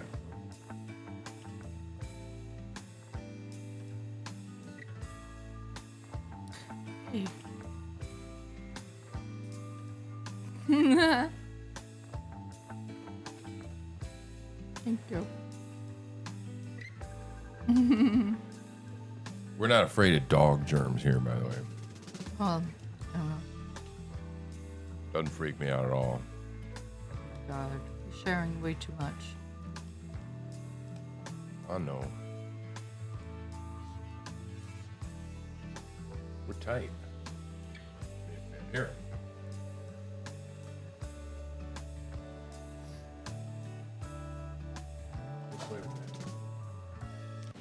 Democracy is happening now. Welcome to a big night. Oh, that was good. Can you get more of those next time? Now never stops. Those are like tasty. Mhm. That's the best flavor so far. Is that the Chobani's right there? Was it mixed berry or something? Yeah, it doesn't even need. Doesn't No. need anything. It's good right the way it is. Chobani, yeah. Yeah, I like that. It's good. For the generation of now is NBC. That would make it nice if you got some of those. Remember the old Tupperware things where you put stuff in and you make pops, put a stick in there.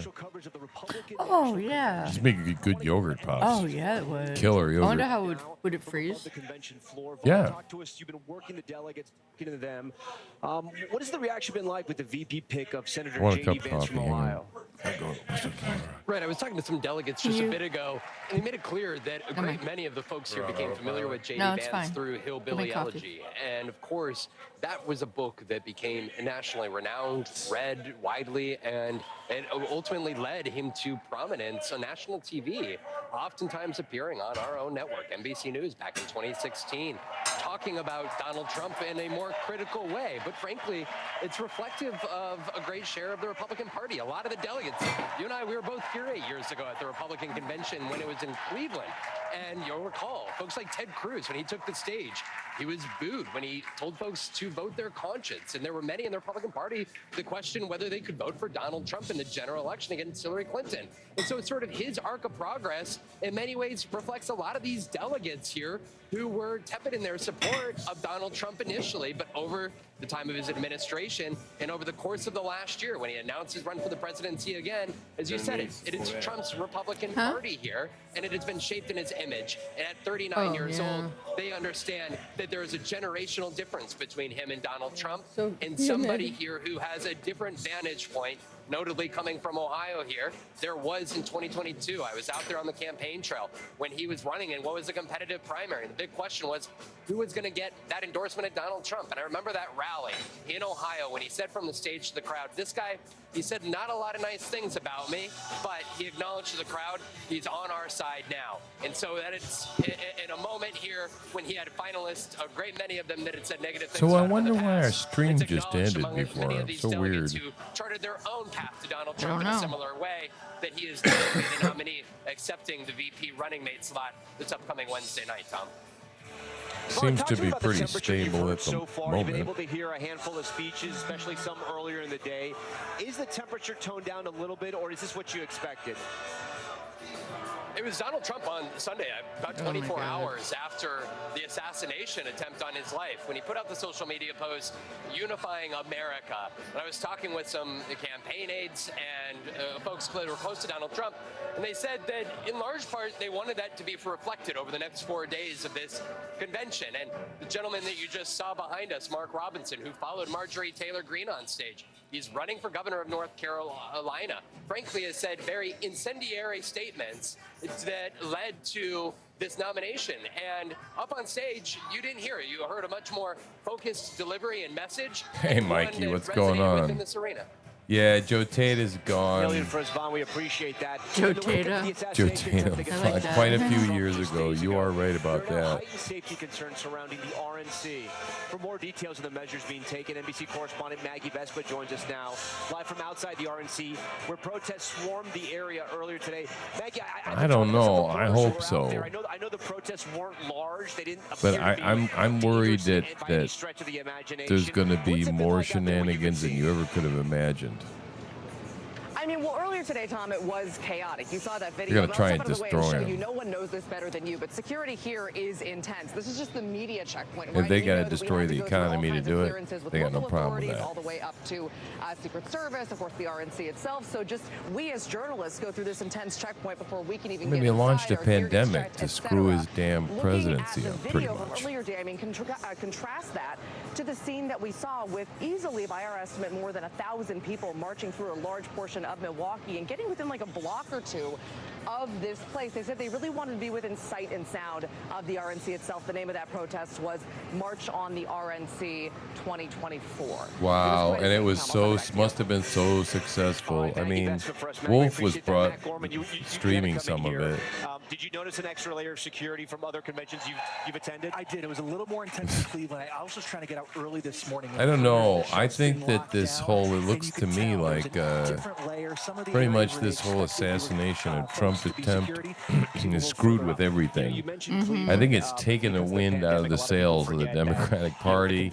I think even the far lefty crazies are kind of a little bit taken aback. It's been a while since they've all gotten together. Absolutely. I think people are hungry to get back in person in this sort of venue. It's almost That's what I think, you know what I'm saying. People at certain conventions from all across the country that you haven't seen in a while. I think there's an eagerness there, and I think people are going to be fired up throughout the course of the week.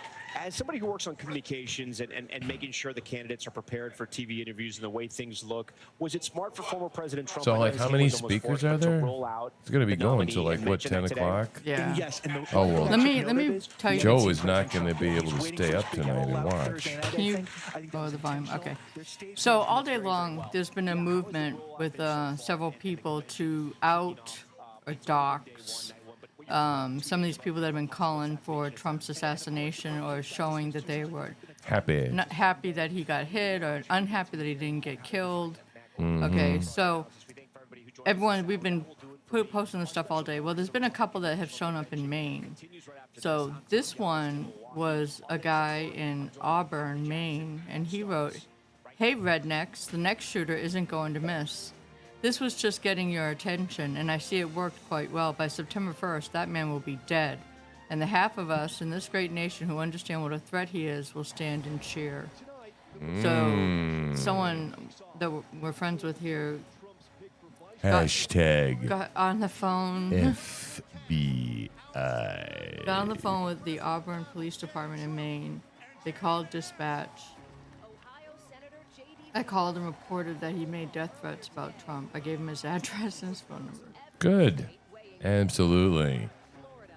And you should also forward that to the FBI.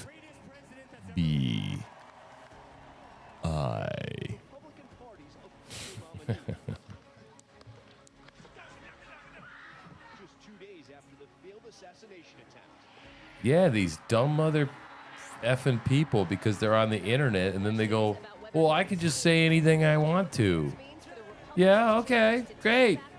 You can. This hour, the speakers set to take the stage and make their case for President Trump as the RNC officially begins. This is NBC News This special coverage is of the Republican NBC National News. Convention. Live from Milwaukee, here are Tom Look. Yamas and Hallie Jackson. I'm Hallie Jackson, right in the thick of it here, live on the floor of the Republican National Convention in Here we Milwaukee. go, baby. It's 8 o'clock. And I'm Tom Yamas as we kick off what's going to be a historic weekend for a weekend that's already rewriting history. And the big question we have that I'm sure everyone here in Milwaukee has as well, will we see former President Trump for the first time? Since that assassination attempt at his rally over the weekend in Pennsylvania, an attack that Mike, these people will not stop. I've been talking about it, you know. The former president There's no already reason for making them news to tonight, stop. There's picking nothing Ohio for the Senator incentive J.D. for them Vance to as his running continue. mate. Want to show you this here. The freshman 'Cause some of senator them need to celebrating hang. with his colleagues from Ohio Oh, on the coffee convention water's floor. ready. A source tells NBC News he only learned he'd be the pick from a call just 20 minutes before Mr. Trump made the news public in that online post. Now, the Is Trump his wife a campaign, person based on of our color? reporting, sees J.D. Vance as a potential she's Indian. next generation of the MAGA movement, somebody who could help him part turn out Indian. voters in the Rust Belt in states like Pennsylvania, Michigan, Wisconsin, states Mr. Trump won in 2016, but lost to President Biden in 2020. Republicans on the floor here, and listen, we're right in the middle of it. You can see, especially here back by the Texas delegation, giving big cheers to the speaker right now, who's from Texas. The question is, Mr. Trump's appearance, hours after he officially became his party's nominee, according to a source, we will see him. Yeah, that's right. A formality to make a reality we've known for months. Donald Trump, the Republicans' presidential pick for the third time. And again, as Hallie just reported, we expect to see him at some point today. You see his son Eric earlier today announcing his dad had passed the tipping point for the nomination. And this was interesting. He did it, of course, in Florida, because that is where so many of the Trump family members now live. This, of course, pushed him over the top in the delegate county. He's no longer the presumptive nominee. He is the nominee. You see the celebrations right after. Celebration was actually the song they played.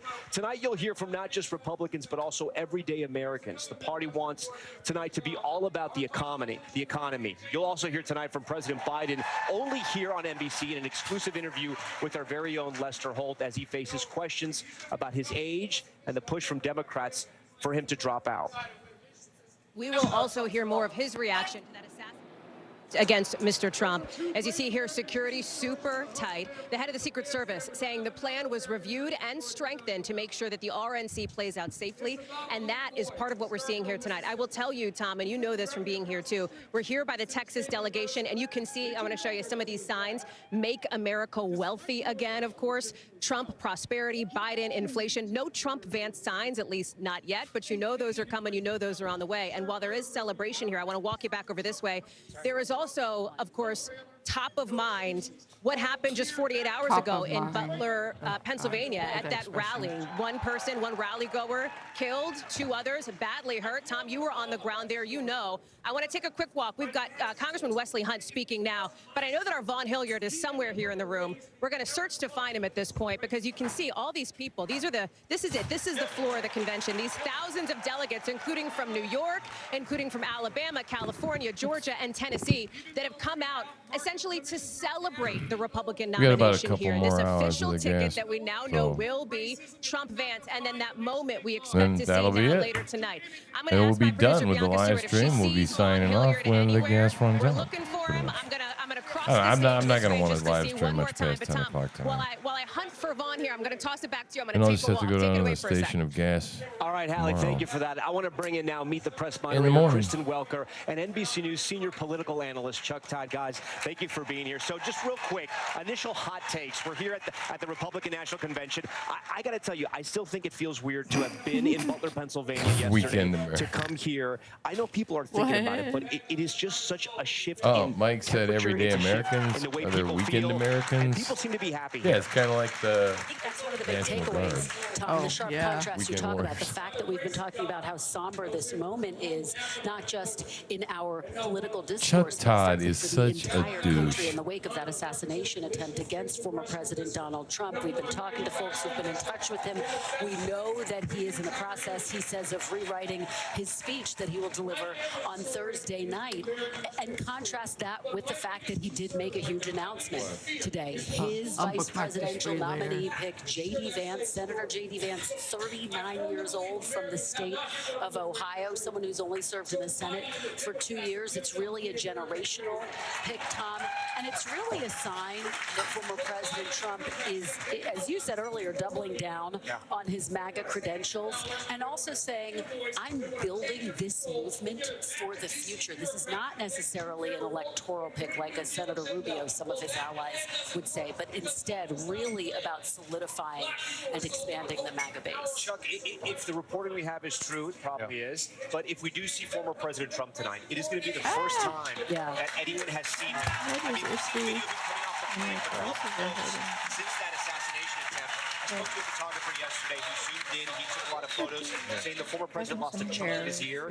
I can't imagine the former president will come out here with a bandage. Maybe he will, but you know how much he cares about his public image. It took him so long to wear that mask during the pandemic. Definitely but talk to me about the image of coming out. The only thing about radio studio stuff is the headphones after a while can By the way, get to be annoying, especially if you are wearing glasses. Yeah, I have like a dent in my head. Yeah. COVID mask off when he came back from Walter Reed. Do you remember that's good. moment? I envisioned But you know, you don't.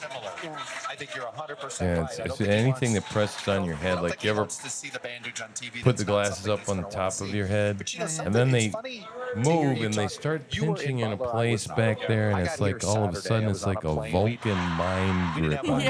We all landed. It's a You start getting a headache, and you're like, what the hell is wrong with me? And then you go, oh Jesus Christ, I'm wearing the brain pincher on my head. We're going to have this Biden interview. Take the glasses off, and all of a sudden it's like, the headache just magically goes away. On the Oval Office just 24 hours ago. This crowd, they've turned the page. There's a part of me that thinks, are we this numb? Are we this? Yeah, I've done that so many times, and I get my glasses. They make sense. Like I have to adjust every pair of sunglasses I get. Because your head's big. That's exactly what it is. That's what she said. Oh. So this one, I had to bend them out just a little because the pinch points right here, just a little too much pressure. But then, you know, you put them up and it changes the position of where they are, almost all of them. Yeah, it feels like it's cutting in a different angle. And so you could do it for a while. That's what I'm like crooked right now because I'm trying to move these off. Right. But you can't use it like a girl as, what do they call that, a beret or whatever that shit it is. A headband? A headband, whatever, yeah. Why not? Well, I mean, you know, if you got long, you could do it for a minute. Yeah. But then you start getting that headache. That's what I was talking about, right? It doesn't work. It only works for a little while. This only hurts because it's literally pushing into my head. Yeah, and your head's a little on the big side, too. No, it's not. The former president himself That's called what. it iconic. Oh. That's what he said. Oh, okay. Raised his fist in the air. That still photo that the world has now seen. There is a sense that could embolden him politically. On the other hand, we've spent a lot of time prior to that talking about whether President Biden will stay in this race. And the question becomes how, if in any way, if at all, the question may be not at all, will that impact President Biden's decision about whether to stay in the race? He has a very tough decision that he is facing. And there have been calls, obviously, within his own party for him to pass the torch. So there's I got neck issues in, too, and every once in a while, I just got to pull my head forward as much as I can. Seeing reflected here tonight, where people are just trying to keep up with it. They're coming here to celebrate their party, to celebrate their party's nominee, and quite frankly, to be in this moment, because in the next moment, everything could change again. Do that. And if you ever see me, I'll be doing a show, and all of a sudden I'll go. Republican convention after I'll make this really weird like thing. Every night it was it's a combination of frustration. It's not kind of a weirdo tweak. Well, it is a little. but it's because of some my ways, neck the issues. symbolism of him And surviving this I mean, would look, be I've almost fallen at the down. heart. I've And so far, abused it's the not. That shit out doesn't of mean my by body Thursday over night my it won't be. life. And it doesn't mean That's that why image it's all isn't going to be the most busted up. impactful image of this campaign. What? Great point, What? and that is during that campaign, What? the candidates had to signify and signal strength, right? It was John Kerry, even though he was a veteran, right? Swift boat captains, the windsurfing, he's not strong enough. John Now you have Kerry, this Swift situation where boat captain. President Biden I'm is John facing some very Kerry. tough headlines. He's facing that debate, and you have this picture. I of captain a Biden Swift boat. assassination attempt, and he does look strong. You can't deny that. Can you The picture it, question is, right? news events are moving so Yeah. fast that we're Sure talking about he this now. did. Are we going to talk about it in Just like November? all those college kids went and they were on the rowing team. They made up pictures of them and photoshopped them in. In the history of modern That's how presidential John politics. Kerry was. This Trump Vance ticket and the whole No, most of these guys, they tell bullshit stories. We were under fire in Vietnam. movement here. They find out they're lying. A boomerang that only strengthens the Democrats with women. I think we still don't know how this all plays out, but I have a feeling we're headed in some direction like that. Well, and think about also on another point where we started this campaign. The big question, the big X factor looming over the entire campaign was how would Trump's legal battles impact him politically? Zero. And now It was good here for we him. are. The judge has thrown out his documents case. That's right. The other cases have been delayed. And Cases helped him win the primaries. correct. Yeah. Strengthened him in the primaries, has not weakened him in the general election. And so everything that we were Throw at curious him. about in terms of Guys, the when we political walk through our impact booth, what do you happened. see? They're not coming when they're coming after me. They're coming after you. Yeah. Yeah. And it's an empty podium. Right. Of a MAGA rally. I mean, the symbolism is everywhere. Right. And what I do think also is that we saw in his statement today, the former president, in response to word that his case had been thrown out, a very defiant statement. Yeah, we're going to dip in. Kristen, give me a second here. We want to take a listen to this stage. This is Sarah Workman. She's a single mom who's working 2 jobs. The Republicans wanted America to hear from her. Let's listen in. I'm honored to be here tonight on behalf of everyday Americans. I'm a single mother who works 2 jobs to support my family. Wow. I know Americans can It's the relate British when I Jack, say that isn't it? every time I fill up my gas tank, go to the grocery store, and try to pay the bills, I think, who doesn't miss the Trump days? Right.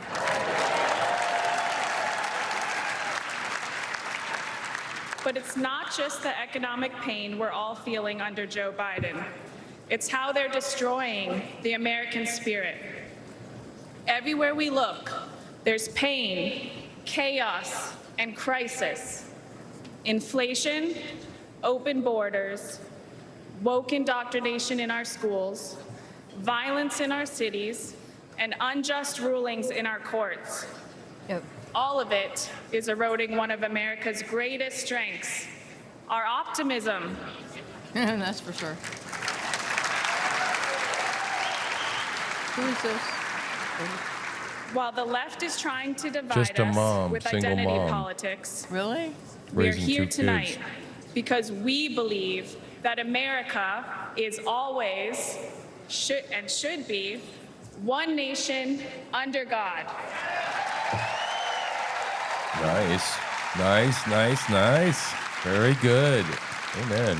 In addition to the economic pain, the Democrats' open border policies have shattered my family. With drugs so readily available, my husband See you, fell bro. victim to the drug epidemic. It tore our family apart, and now I raise my son alone. But I know there is hope.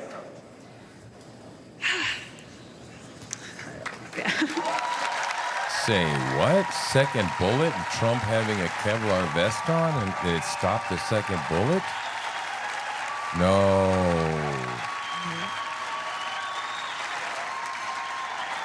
Wow. Ooh, let me look that up.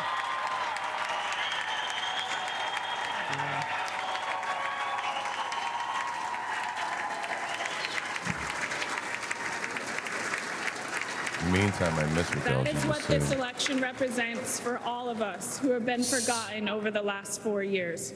Hope. We need God in our hearts and Donald Trump back in the White House.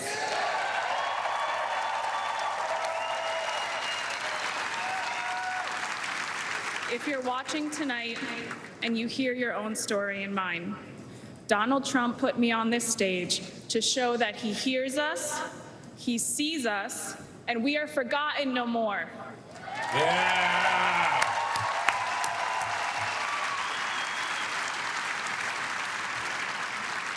I find peace in God's promise that says, if my people who are called by my name would humble themselves and pray, Oh, yeah. I will heal your nation.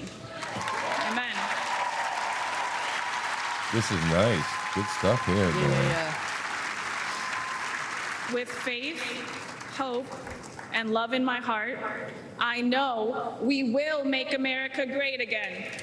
That's awesome.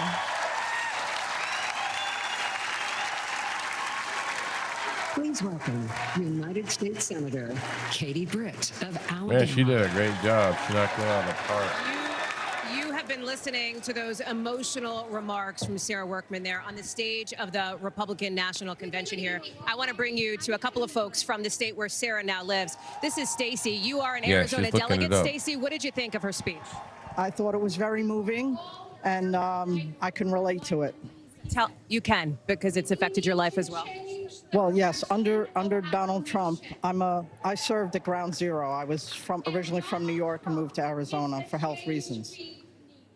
Under Donald Trump, we were given some of the best health care. Under the current administration, we were given subpar medical care. A lot of us are fighting for medicines, and so I can relate to what she's saying. You know, she talks about how Trump hears us. President Trump does hear us, and he does care about us. He cares about the regular American person. Stacey, thank you so much for talking with us. Appreciate it. A delegate here from Arizona. Arizona, of course, one of the critical states here in this election. And one of our correspondents who knows that well is Vaughn Hilliard. He's just down this way for us, here at the convention hall. We know, and we've been talking a lot, Tom, you and the crew up in the booth up there, about the Rust Belt states where J.D. Vance could play a part in helping with turnout. Vaughn is with us now. Vaughn, it's also states like, of course, Arizona that are going to be critical, Nevada, to this re-election effort for what is now the Trump-Vance ticket. Talk us through your reporting as you've been here at the convention. Right. I think that this is a moment here where you're looking at the number of just battleground states. Let's just start off on that, right? If you're Donald Trump and you're able to win Wisconsin, Michigan, Ohio, and Pennsylvania, you win the election here. And that is where, if you're talking about Arizona and Georgia, of course, those are places where Donald Trump lost in 2020. But if you're the Trump team and the Biden teams here, you are looking at the fact that there's sort of a hodgepodge collection of states. If you win a couple of them, you can pull off the election. That is where Ohio, nailing down Ohio is going to be crucial for them. And so I think that that is where, having folks in conversations here, having somebody from the Midwest, much like a former vice president, Mike Pence. Persona non grata here, I think, on these grounds. Absolutely. But 8 years ago, we were having the same conversation. Selecting a governor from Indiana, from the Midwest, would bring some legitimacy to people from Wisconsin and Michigan to have somebody that would reflect more of their values, right? And so J.D. Vance, author of Hillbilly Elegy, somebody who has now served for a year and a half in the U.S. Senate representing Ohio, a Midwest state. 8 years later, he's going the same sort of route that he did the first time that it worked for him. One of the things that's so interesting about a convention like this, Vaughn, is that, as you can see, we have access to the floor. We're trying to be respectful. Vaughn, walk with me and stay out of people's way. But you can chat with a lot of different folks, and that includes, of course, the former president's children. They have been out here on the floor. You saw Eric Trump take Donald Trump, so to speak, over the top, meaning lock down the number of delegates he needed to officially clinch the nomination. And Vaughn, you spoke with Donald Trump Jr. just today, right? Right. Don Jr., Eric. We expect Ivanka Trump to be here, as well as we saw Tiffany Trump, another one of his daughters here. I was looking Man, down. I'd love to be on the Who do you floor. see? Can you imagine being Laura on that Trump, floor? the wife That'd be fun as of shit. Aaron Trump, who is also serving now as the RNC co-chair, essentially the #2 position at the Republican National Committee. She is the first family member that I see up in the box over there. But Don Jr., who is was close with J.D. Vance. They came down here earlier. I asked him about the VP pick. He was clearly pleased with that selection because he feels like he has not only a professional colleague through the political sense, but also a friend in the position next to his father. Vaughn Hilliard, thank you much, friend. I'm sure we'll be talking much more throughout the night. I want to show you the stage. On stage, of course, Senator Britt, who memorably delivered that State of the Union rebuttal earlier this year. Another high-profile moment for her. More speeches to come, more special coverage to come when we pick up right after this quick break here on NBC News Now. We'll see you in just a second. Probably about the size when we went to the Southern Baptist Convention, right? Yeah. It was about that damn big. Yeah. Maybe this was a little bigger. But yeah, it's crazy when you have a huge convention like that. It feels like enormous. It's like just a sea of people and chairs and yeah. It was crazy. Vivek is talking about taking J.D. Vance's Senate seat. Is he? Mm-hmm. I think that he can be appointed. I don't know how long J.D. Vance's term is left. But I think the governor can appoint someone in the meantime, in the interim. That's interesting. Well, I wonder what time they're going to air this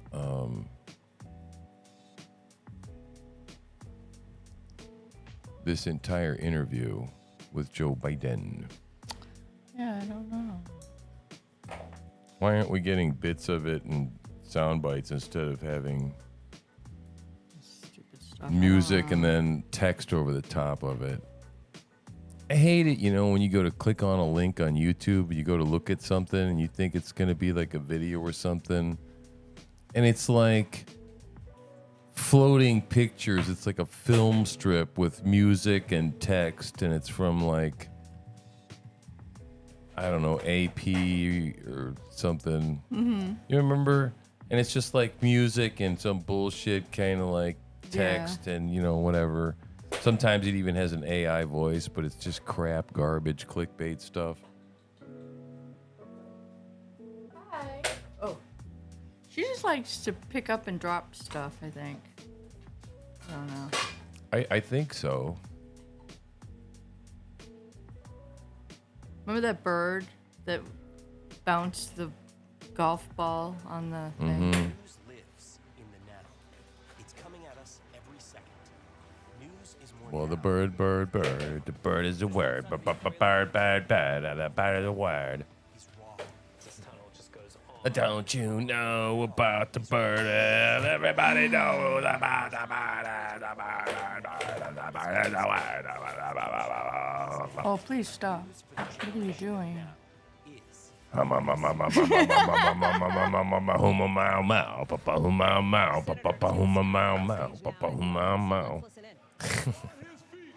I'm just being a little annoying. Little. A lot. Little. A lot. Okay, thank you.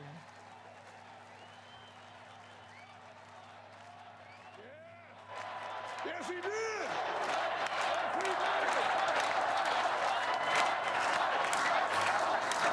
You see, America, this is a difficult time for our nation. Inflation is crushing families. Illegal immigration is crushing American workers. Failing schools and victimhood culture are crushing our poorest kids. And the weakness of the commander-in-chief has invited world wars all around our world. Joe Biden is asleep at the wheel, and we're headed over a cliff. We hear despair in the voices of a millennial couple raising 2 kids in a 1-bedroom apartment because they can't afford a house.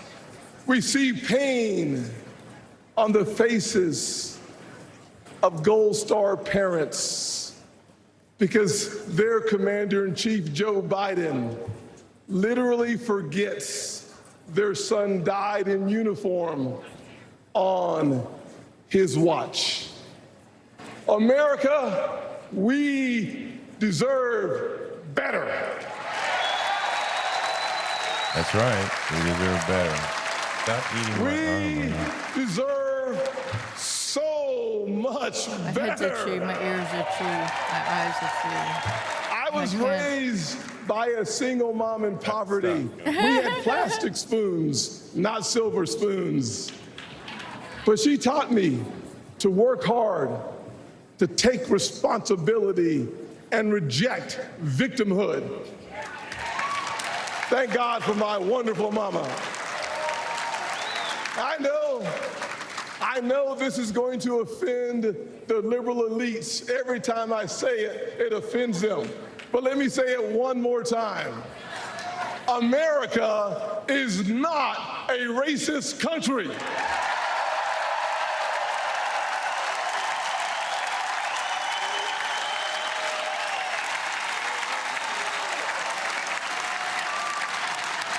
No, we're not. But if you were looking for racism today, you'd find it in cities run by Democrats. Look on the south side of Chicago. Poor black kids trapped in failing schools, thousands shot every single year, including one of my former interns, Daquan. But there's good news. It's conservative values that restores hope. It's Republican policies that lifts people up. I partnered with the greatest president of my generation, President Donald J. Trump.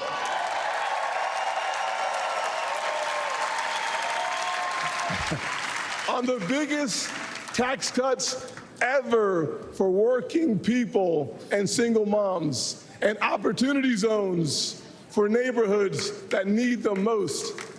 But Joe Biden and Kamala Harris, they give illegal immigrants free hotel rooms while our veterans sleep on the streets. Disgusting, disgusting. Trump secured our border once, and Donald Trump will secure it again.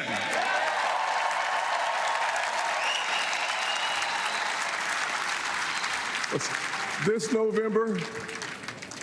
November, we are not deciding simply the fate for the next 4 years. We're setting a course for the next 40 years.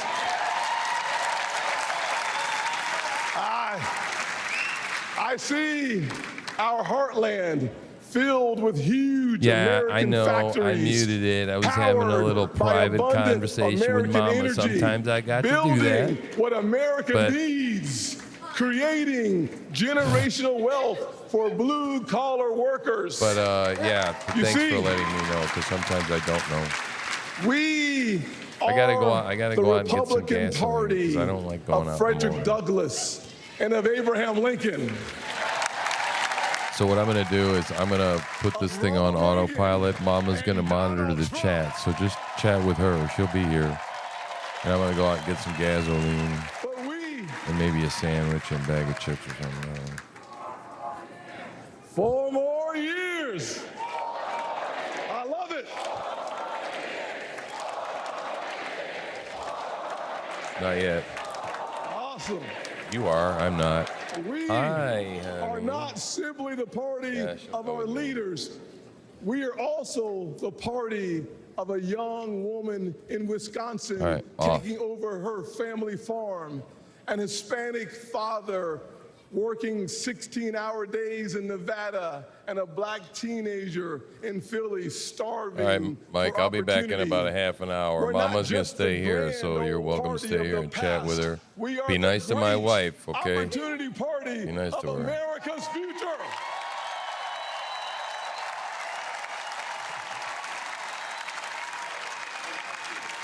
And there's only, hear me clearly, and there's only one person who can make that vision a reality.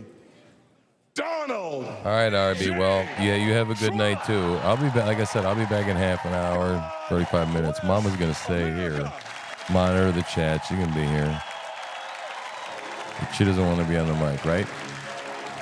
Correct. But she'll chat with you. Well, you have to be on camera so that somebody knows you're actually behind the keyboard. I want them to think that they're interacting with AI. That would be creep. Former President Donald Trump Interacting with a monkey. All right. I'll see you in bed. I gotta go. His speech in support of the president, the new ticket. Joining me now is Florida Gas Congressman station's gonna Mike close in a Waltz, minute. someone who has served our country, and we thank you for your service, sir. How excited were you when you heard that Senator J.D. Vance was going to be the running mate here, someone who also served? Well, look, I'm co-chair of the party platform with Senator Marsha Blackburn. Sorry. We introduced the platform today based on the working man and woman, the forgotten man and woman. J.D. Vance's story embodies that. And then selfishly, I'm thrilled to see a veteran on the ticket, a Marine. So Semper Fi to all those Marines out there. We are right here by the Florida delegation here on the convention floor, right? All right. Representative, were you upset that your own senator, Marco Rubio, did not get selected? Well, look, I'm of course biased to my own senator. He's a great senator, Marco Rubio. But what I think was really on display with everybody on the short list is what a bench of thoughtful, serious members, senators, governors, people of all walks of life that we have. Has Senator Vance been tested though? I mean, he hasn't been in office very long. He's a neophyte to politics. Yeah. Do you think he has what it takes to be commander in chief? But look, I think that's what you got to appreciate. He hasn't been in office for decades and decades, so he really can come in as an outsider. The president has to be comfortable with his VP. I think they'll fit hand in glove. I do want to ask you, since you served in the military, special forces as well, how upset were you with what happened on Saturday? There's been a lot of focus on the Secret Service. How could they have let that area just outside of the perimeter go unguarded? Yeah, I can tell you that shot 150 yards, you got to do 300 yards just to get out of basic training. That's a chip shot in terms of shooting. Something clearly failed.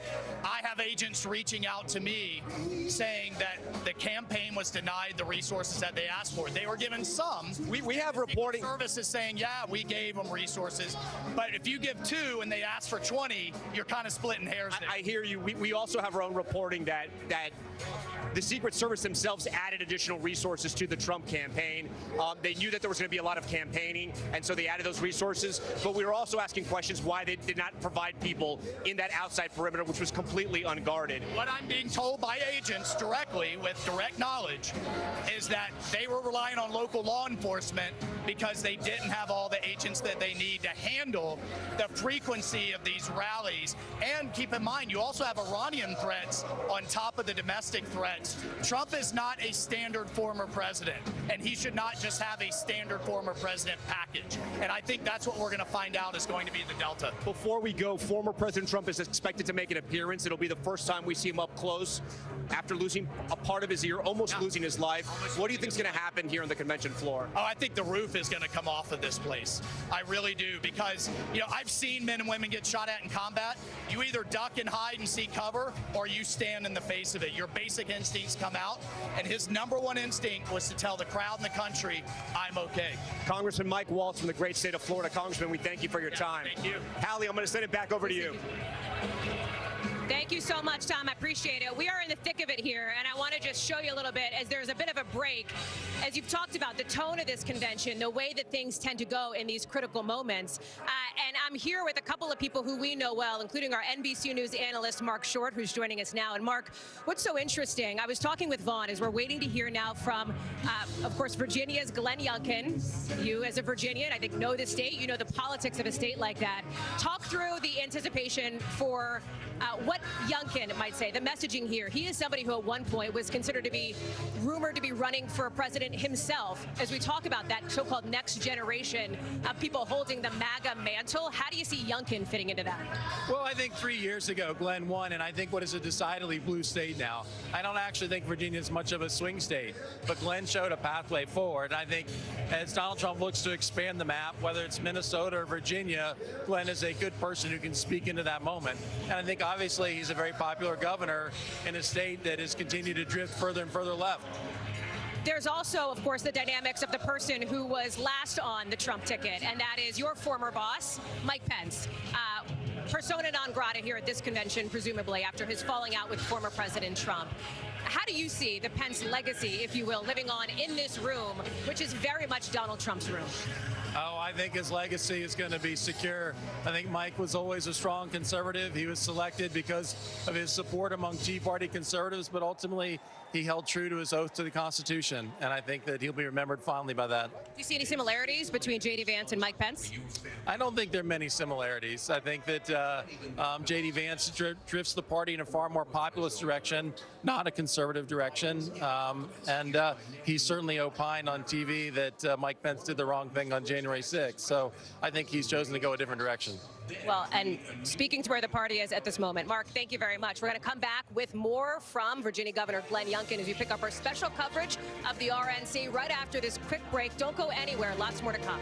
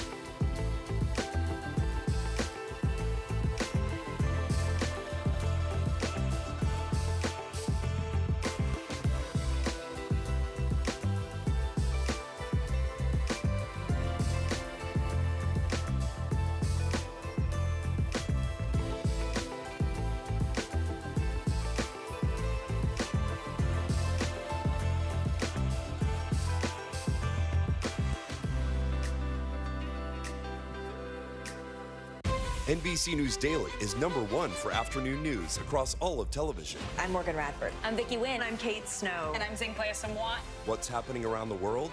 Israel's military is building up there along the border. And what matters here at home? New numbers are out today showing more encouraging signs for our economy. Let's zero in on exercise. We know we're supposed to be doing it. What does it do for our health? What needs to change for social media to be a safer place? NBC News Daily, weekdays from 12 to 4 on NBC News Now.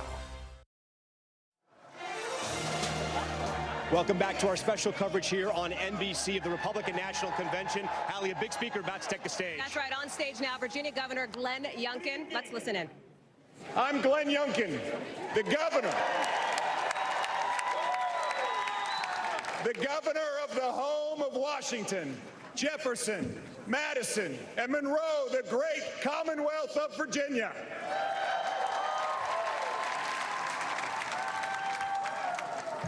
Tonight, we stop for a moment. We ask for God's grace to be on innocent victims. We ask Him to be with their families. We thank Him for this moment of unity. And we thank Him for protecting our next president, Donald J. Trump.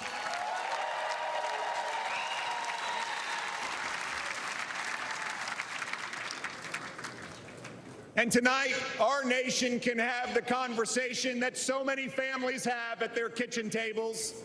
Yes, those tough conversations. How do we make it all work? The conversation young families from Midlothian, Virginia to Milwaukee, Wisconsin, whose dreams of buying a home have been shattered by 7.5% mortgage rates.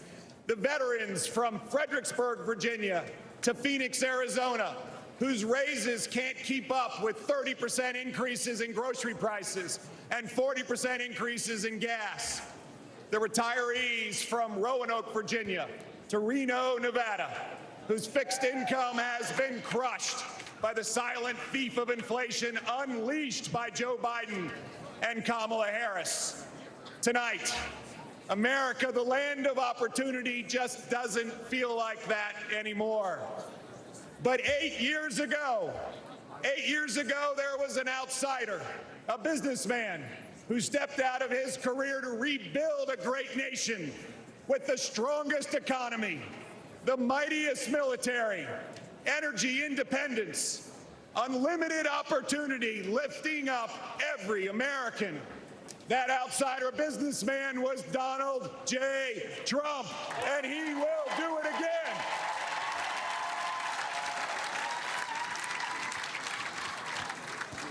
I'm proud to be a homegrown Virginian, from a family like a lot of families, with ups and downs and highs and lows.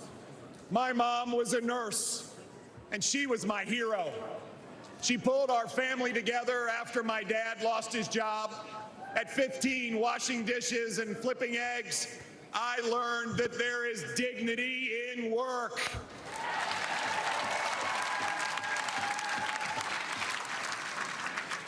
At the height of the pandemic 4 years ago, I asked my amazing wife, Suzanne, to go on a walk with me.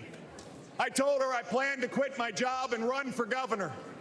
She looked at me with tears in her eyes and a quivering lip and asked, "Governor of what?"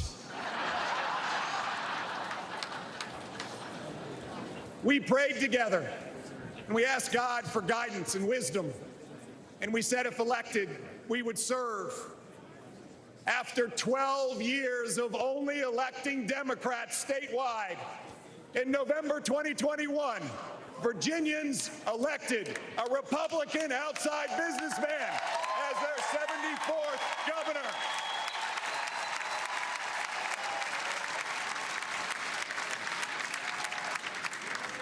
And I believe this year, Virginia will elect another Republican outside businessman as President of the United States.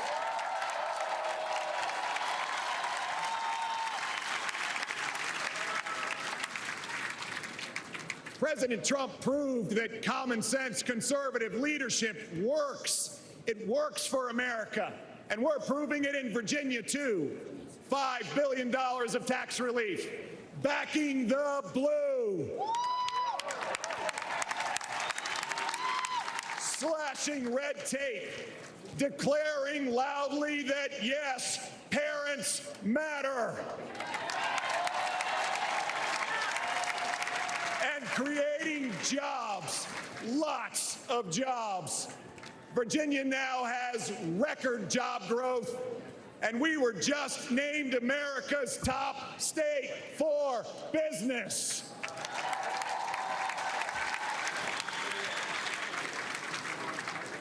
Friends, could this election be more simple? It's common sense versus chaos. It's strength versus weakness. Friends, it's not just Republicans who see this. It's Republicans, independents, and lots of Democrats. It's Americans. Under President Trump, America had high growth and low inflation. Under Joe Biden, America has low growth and high inflation. 66% of Americans now live paycheck to paycheck.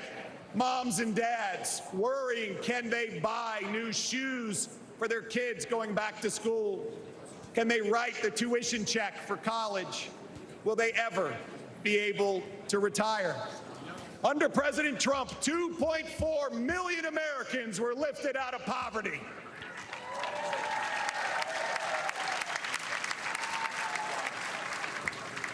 Women, Black Americans, Hispanic Americans, Asian Americans all saw record low employment. Under Donald J. Trump, we once again will have that rip-roaring economy that lifts up all Americans. That is our tomorrow.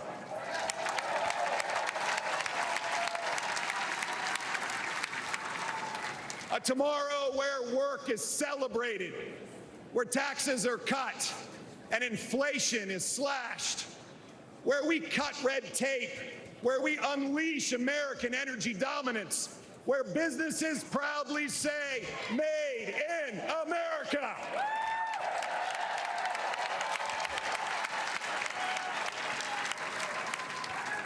Where entrepreneurs dream and small businesses thrive, where Americans from any background can pour their God-given talents into building their American dream.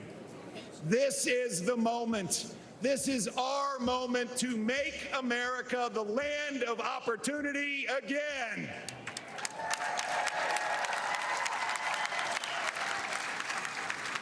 A nation built on a basic truth, that we are granted certain unalienable rights, not by a king, but by an almighty creator. And that among these are life, liberty, and the pursuit of happiness. Our foundational principles are non-negotiable.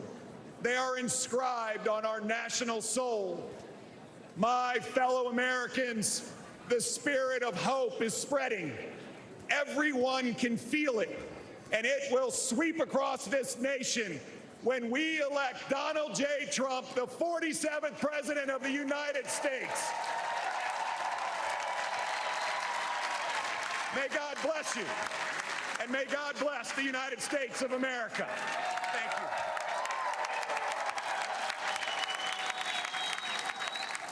Please welcome the CEO of Brave France. And we've just been listening to Virginia Governor Glenn Youngkin here at the Republican National Convention. Joining me here on the convention floor is Mark Lauder. He's ran strategic communications for the Trump-Hess re-election in 2020.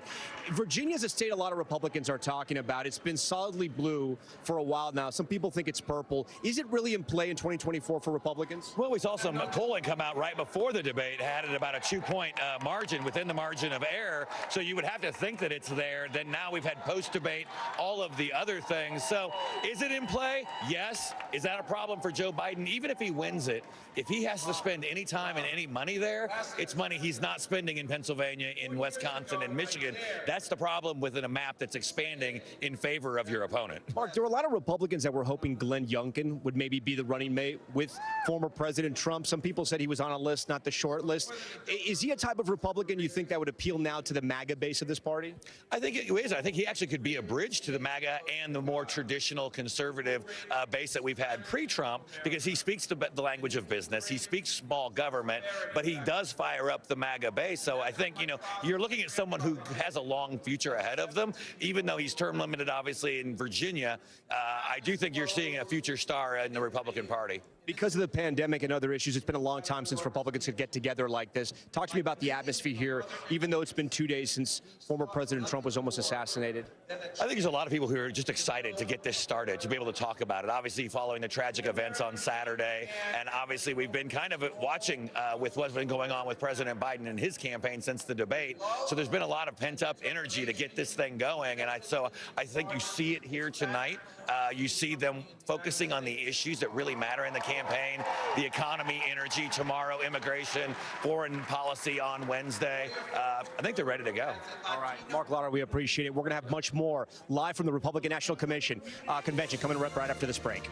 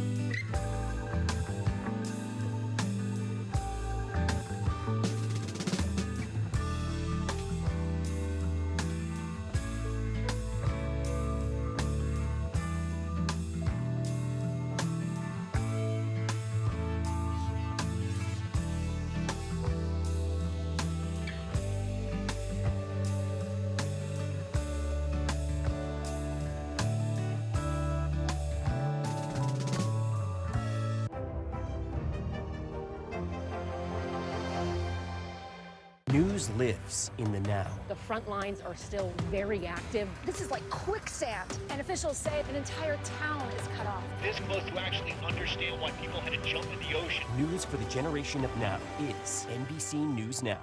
What is going to happen now? Going back and forth because they inform. Oh, yeah, this is it, right?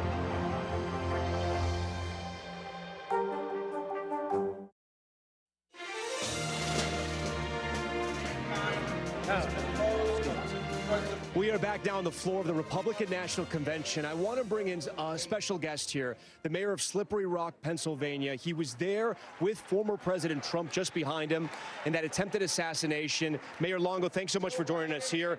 Here with Pennsylvania, your delegates, how strange is it to be here knowing that less than 2 days ago, you were right there with former President Trump when he was almost killed? It's hard to imagine that just on Saturday that Butler County was thrown into horror by a violent maniac. But I have to say, it's refreshing to be here. It fills me full of hope to see all of these conservatives, these patriotic Americans that came here to the Republican National Convention to continue this mission that we set off on at the beginning of the year. I just want to say before I say anything else, of course, that always in the back of my mind, since Saturday has been the fire chief hero, Corey Camperadore, and the individuals who were injured, who are in my thoughts and prayers, and the Slippery Rock community is thinking of them.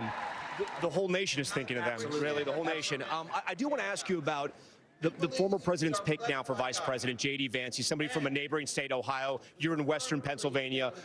Were you satisfied with that pick? Absolutely. As a United States Marine, I couldn't be more happy to see Senator J.D. Vance there. I know that the Marine Corps values of honor, courage, and commitment are something that he's going to carry with him to the White House to support President Trump in administering governance over this nation and serving as our commander-in-chief and leader of the free world. I know J.D. Vance is going to be a great asset to the Trump administration. I can't wait to see him get started. How do you want the nation to remember what happened in Butler, Pennsylvania, but also acknowledge this convention is going on and it is a moment for Republicans?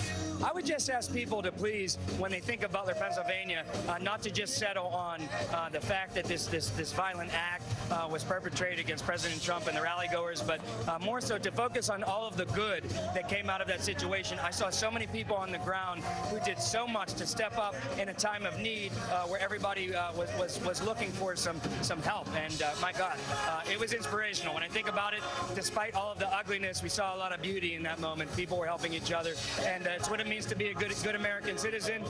It's what it means to be a Republican, quite frankly. Mayor Longo from Slippery Rock, Pennsylvania, we thank you for your service. Thank you for being here. Yeah, we're going to go catch one of our friends over here. Let's take a walk with me, guy. We're going to spin around here. We're on the convention floor here at the Republican National Convention live.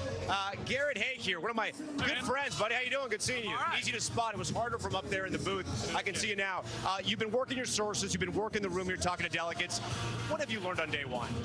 Well, look, I think it's so clear now that this is Donald Trump's party. I think that's the biggest difference between the convention in 2016 and now. Then there was so much confusion and a little bit of mistrust about this guy who had taken over the Republican Party, was just starting to put his stamp on it. Now that's completely gone. You know, when I was trying to report out reaction to the VP pick earlier, what I heard over and over again from people, even folks who really liked some of these other candidates, was we trust Trump. There is total buy-in, at least in the activist set that's represented here, that this guy, Donald Trump, knows the direction he's going to take this party, and the old guard folks are going to get left behind if they're not going to be part of it. Talk to me about your reaction when you found out it was Senator J.D. Vance and he was going to be the running mate. From my reporting, the family, people in Trump world were split between Senator Rubio and Senator Vance. A lot of people were making different arguments for either candidate. It's clear with the pick J.D. Vance, the party's going in one direction. Yeah, I think that's right. I think Donald Trump had been a little bit reticent to kind of put his hand on somebody and say this is a possible successor. You've covered him a long time, too. The idea that he would be splitting the spotlight with anyone may be a tough sell for Donald Trump. But here I think there's some of that, a willingness to say there's got to be a next generation. I need to do that. Marco Rubio, Doug Burgum weren't quite the same way, certainly not the same buy-in from the base. I think that was a big part of the decision. Vance was probably always the odds-on favorite, despite the maybe weaknesses in terms of what he provides to the ticket. If you're looking at it from a purely, how do we win this race, I don't know that he does as much for you as a Marco Rubio. Yeah. Loyal viewers of NBC News may have noticed they haven't seen you in a while, right? You've been on daddy duty, so what is tough for Daddy Dewey or covering the campaign right now? There's no sleep in either one. This is a little bit more of a high-energy enterprise, but I definitely miss my girls at bedtime, which would be about half an hour ago. Sometimes it's easier to be here because the work with the kids is so much. Yeah, my wife would tell you right now, bedtime is definitely harder than this. Garrett Haig, all right, buddy. No sleep for the weary. Good to see you, bud. We're going to continue our coverage here. I love talking to the dancing delegates here. Sir, can we talk to you real quick? Where are you from, sir? North Carolina. North Carolina. Talk to me about being at the convention right now. I saw you dancing. I love it, man. It's like a football game, basketball game, soccer game, all put together, man. We're having a ball. Yeah, it's been a while since Republicans have gotten together. Do you think they're so fired up because of that, or is it because of former President Donald Trump and he's your nominee now? Oh, yeah, absolutely. That's it, because everything is so bad, and he's the only one that can fix it. And he's going to fix it, and he's going to be our next president. It was horrific what happened on Saturday. The entire country watched that. They couldn't believe it. How do you balance sort of never forgetting what happened there and trying to celebrate this moment? It's a awakening. It's some people who were kind of like, a lot of my friends were like, okay, let's see what happens. Now they're calling, they're like, let's go, let's get it. We got to fix it. We got to take care of this hate and this division. We got to get unified, and we got to pull together and become one, become a country again that we all work for, that we deserve and we work for, and we're going to get back. Yeah. Sir, I didn't catch your name. What was your name? Dale Moore. Dale Moore, pleasure to meet you. Thank you for talking to us. Yeah. We're going to take a walk now, Guy. I'm going to follow you. You can walk back, our photographer Guy. Randy, you can walk with him, our audio tech, and Ignacio here. It's very hard to move people here. I see you smiling. Can I talk to you? Can I talk to you guys? Where are you guys from? North Carolina. North Carolina, too. How are you happy to be here? Happy to be here. Thrilled to be here. Yes, sir. Why are people so, just jumping around and dancing and going nuts? What is it? Talk to me about the convention atmosphere. Yeah, I think it's just a really exciting time. You've got all your people here that are just have the same passion, same goals, ready to get Republicans elected. You excited about Senator J.D. Vance? Thrilled. I couldn't be more excited about him. I think he brings a youthful energy to the Republican Party that I'm very excited about. I didn't catch your name. What was your name? I'm Sarah. Sarah, thank you so much for talking to us. We appreciate it. So we're here, night one of the convention. There's still a lot of coverage coming up on NBC News. A quick reminder, we're about to run that exclusive interview. Lester Holt sitting down with President Biden at the White House. Lester asked a lot of very tough and probing questions about the state of the race, about the president's mental acuity, about the pick of Senator J.D. Vance, and about the rhetoric in politics right now, and whether that rhetoric led to what happened, that unfortunate event in Butler, Pennsylvania, we've just been covering. As we look out over the floor right now, you can see people are excited, people are dancing. It is the first night of the Republican convention here in Milwaukee, Wisconsin. Usually, the Milwaukee Bucks are on this floor right now. Giannis is maybe slamming the ball somewhere around here. I don't know exactly where they have the hoops, but the music is blaring, people are dancing, people are happy, and again, we can't forget what happened in Butler, Pennsylvania, and the delegates here have not forgotten that either, but they do want to take a moment and also celebrate this moment in politics, their politics, and the new ticket, which is former President Donald Trump and Senator J.D. Vance. That does it for this half hour of coverage. Hallie Jackson's going to be back with me later on. We're going to see you right back here from the Republican National Convention. We thank you, of course, to my co-anchor, Hallie Jackson. Up next here on NBC News Now, Lester Holt's full, unedited interview with President Joe Biden.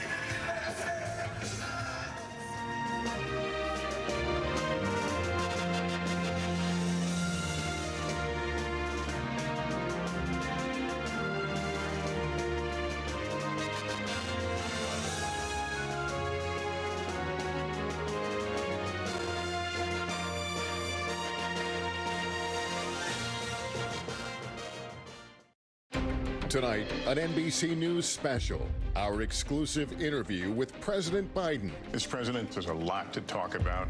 The president's urgent message to a deeply divided nation. Grappling with the fallout from the assassination attempt on former President Trump. The president calling for unity, even as he presses on in his bid to defeat him. And Republicans gathered to nominate and celebrate the man looking to reclaim the White House. This is an NBC News special. Live from the White House, here's Lester Holt. Good evening and welcome to our special coverage. We're live at the White House, where earlier today I sat down for an exclusive one-on-one interview with President Biden. During our conversation, the president called on all Americans to tone down the heated rhetoric in the wake of the assassination attempt on former President Trump at a rally over the weekend. But he also doubled down on staying in the presidential race himself, despite calls from within his party to step aside.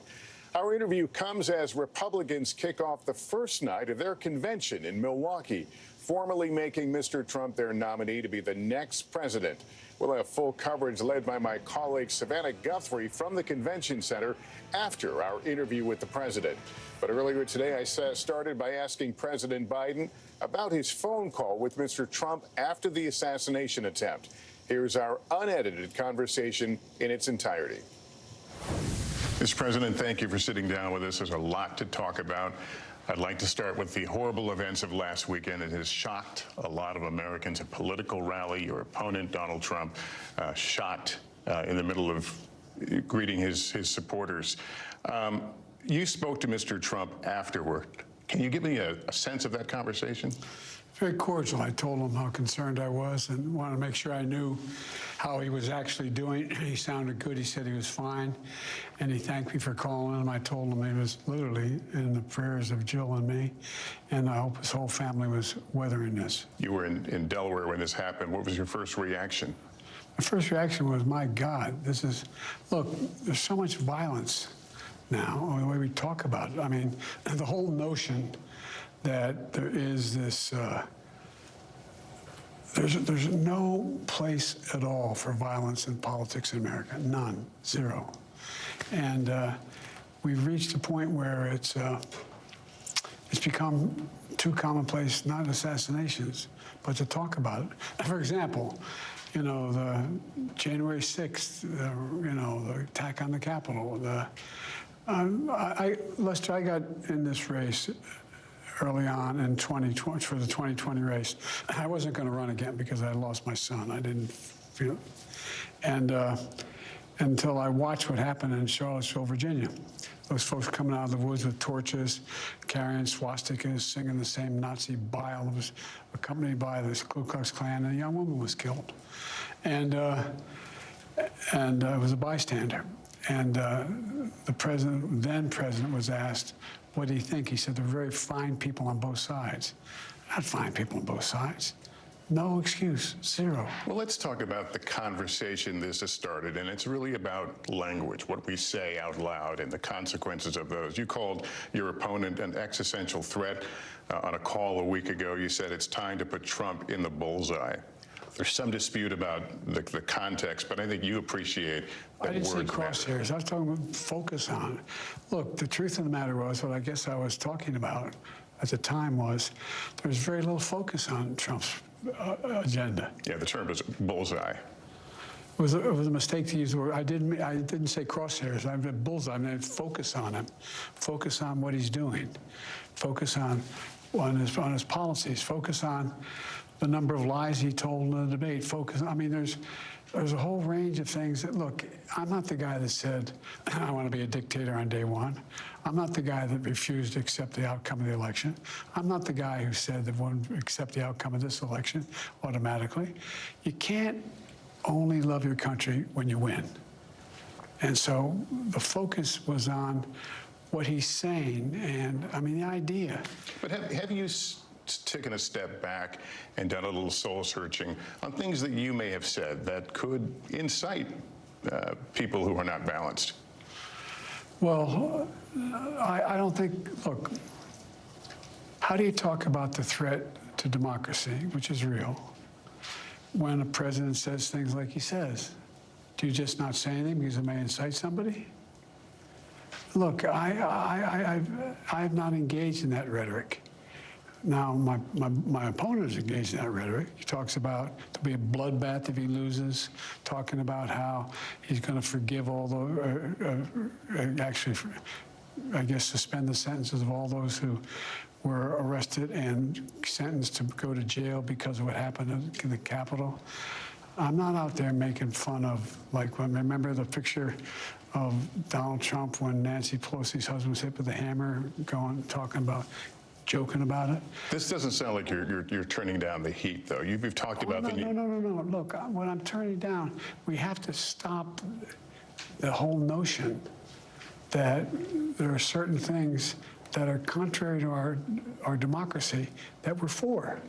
The idea of saying that I didn't win the election, when every court in the land, I don't know, 20 appeals said, and including this conservative Supreme Court, said we won.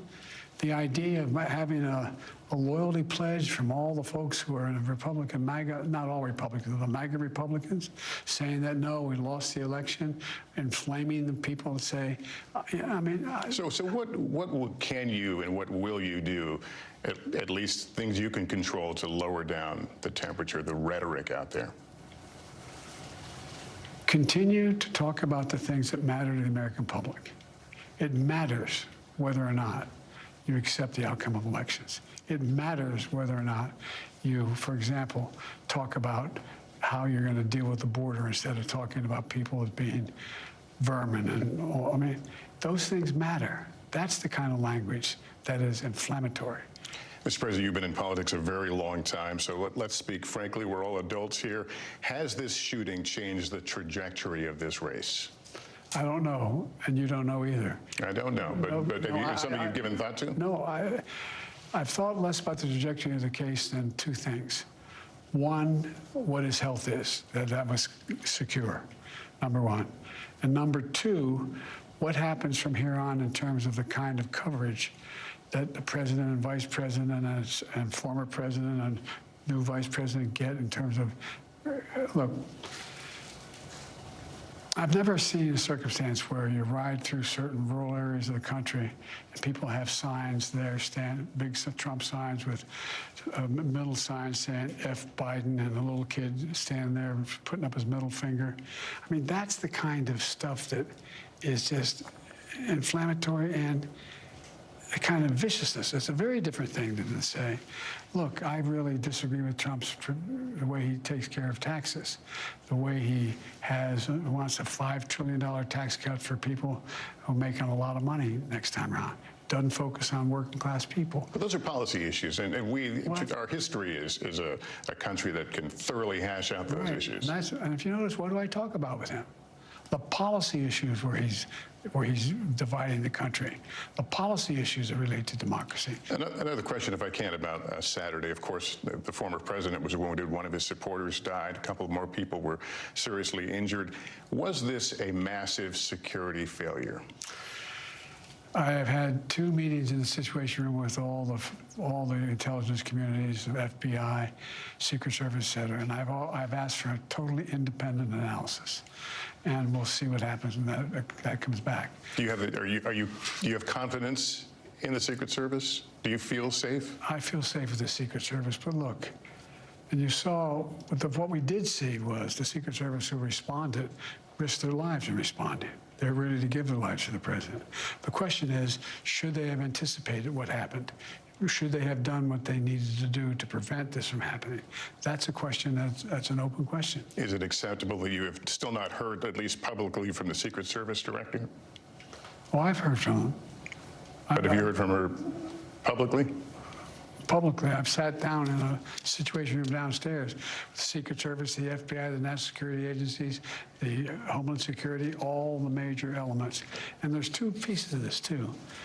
And it's not an excuse, it's just an explanation. There's a major piece of this relates to domestic, local law enforcement. They play a large role. And so there's a different I'm not saying they weren't competent either. I'm just saying it's a complicated process. And what has changed, by the way, Lester, is, you know me, I like to meet people. I like to walk out, shake hands, move, look at people in the eye, see what they're thinking. It's really curtailed that ability on my part and everybody's part. And so, because there's a heightened notion that when you say there's nothing wrong with going to the Capitol, breaking in, threatening people, a couple cops dying, hanging up, putting up a noose, a gallows for the former vice president. And somehow and then you say you're going to forgive people for that? You're going to pardon them? That was just a normal response? That is not. I have my entire career voted against and railed against and moved against the idea of violence is never appropriate. Never, never, never, never, never in politics. All right, I want to ask you about some other developing news today, if I can. Judge Cannon dismissed the documents case, as you may have heard, in Mar-a-Lago. Can I first get your reaction to that? I'm not surprised. It comes from the immunity decision the Supreme Court ruled on, and Clarence Thomas, in his dissent, said that independent prosecutors appointed by the Attorney General aren't legit. That's the basis on which this judge moved to dismiss. And, but I had an independent prosecutor look at me. They spent months on my going through, and I was totally cooperative, in and out of my house. I don't know, the last time in, there were like 10, 12 agents in my house for 9 hours unaccompanied, going through every single thing I had. That's appropriate. And they looked at me and concluded I didn't do a damn thing wrong. But my generic point is that it's, well, the basis upon which the case was thrown out, I find specious, because I don't agree with Clarence Thomas' dissent and or the Supreme Court decision on immunity. In light of this decision, the delay in the Georgia case, the Supreme Court decision on immunity, which you referenced, the former president has seen a series of legal wins recently. You have actively campaigned on his legal woes. Can you do anything like that anymore? Sure. I can talk about what I think is appropriate. What I think is appropriate. I think the Supreme Court made a terrible decision. I think the justices he appointed have, in fact, been the most conservative. And I would argue, if you survey constitutional scholarship, they seem out of touch with what the founders intended. Before this violent turn of events over the weekend, the talk, as you know, was about you and your future, if you should stay in the race. Your allies, James Clyburn, Nancy Pelosi, have kind of put it out there that they're waiting for your decision, giving you time to make your decision. What I hear from you is that you made your decision. Are you still comfortable in that decision? Has anything changed in the last several days? No. What do you make of people like Nancy Pelosi, though, who seem to be of the opinion that there is a window for you to make this choice? What aren't they getting? Look, we knew this was going to be a close race from the moment he announced. The idea that we are in a situation where, if you look at all the polling data shows a lot of different things, but there's no wide gap between us. It's essentially a toss-up race. And I think one of the arguments that get made, you have the most successful presidency of any president in modern history, maybe since Franklin Roosevelt. Passed more major legislation no one thought could get done. We're able to put together consensus. We're able to unite NATO. We're able to deal in foreign policy. Why don't you just decide to rest on those laurels? And the answer is because the job's not finished. Do you feel like you've weathered the storm on this issue of whether you should be on the ticket or not? Look, 14 million people voted for me to be the nominee in the Democratic Party, okay? I listened to them.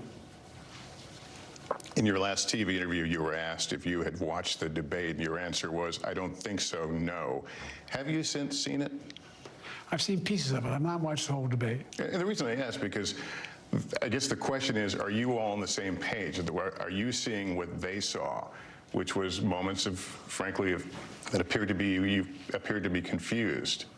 Lester, look, why don't you guys ever talk about the 28 lies he told? Where are you on this? Why didn't the press ever talk about that? 28 times it's confirmed he lied in that debate. I had a bad, bad night. I wasn't feeling well at all. And I had been, without it making it, I screwed up. But I just asked the question because the idea that you may or may not have seen what some of these other folks have seen, you're not on the same. I'd have to see, I was there. I'd have to see it, I was there. And by the way, seriously, you won't answer the question, but why didn't the press talk about all the lies he told? I haven't heard anything about that. We have reported many of the issues that came up during that debate. No, you haven't. We'll provide you with them. God love you. Okay. President Obama put out a statement after the debate, but should he and Michelle Obama be doing more to express their confidence in you? No, they're helping me. They've helped me from the beginning. This is my job to get this done. Have you talked to him recently about this? I haven't talked to him in a couple weeks. Have you talked to him since this issue came to light, since the debate? I don't think, I may have. I don't think so. Who do you listen to on deeply personal issues, like the decisions whether to stay in the race or not? Me.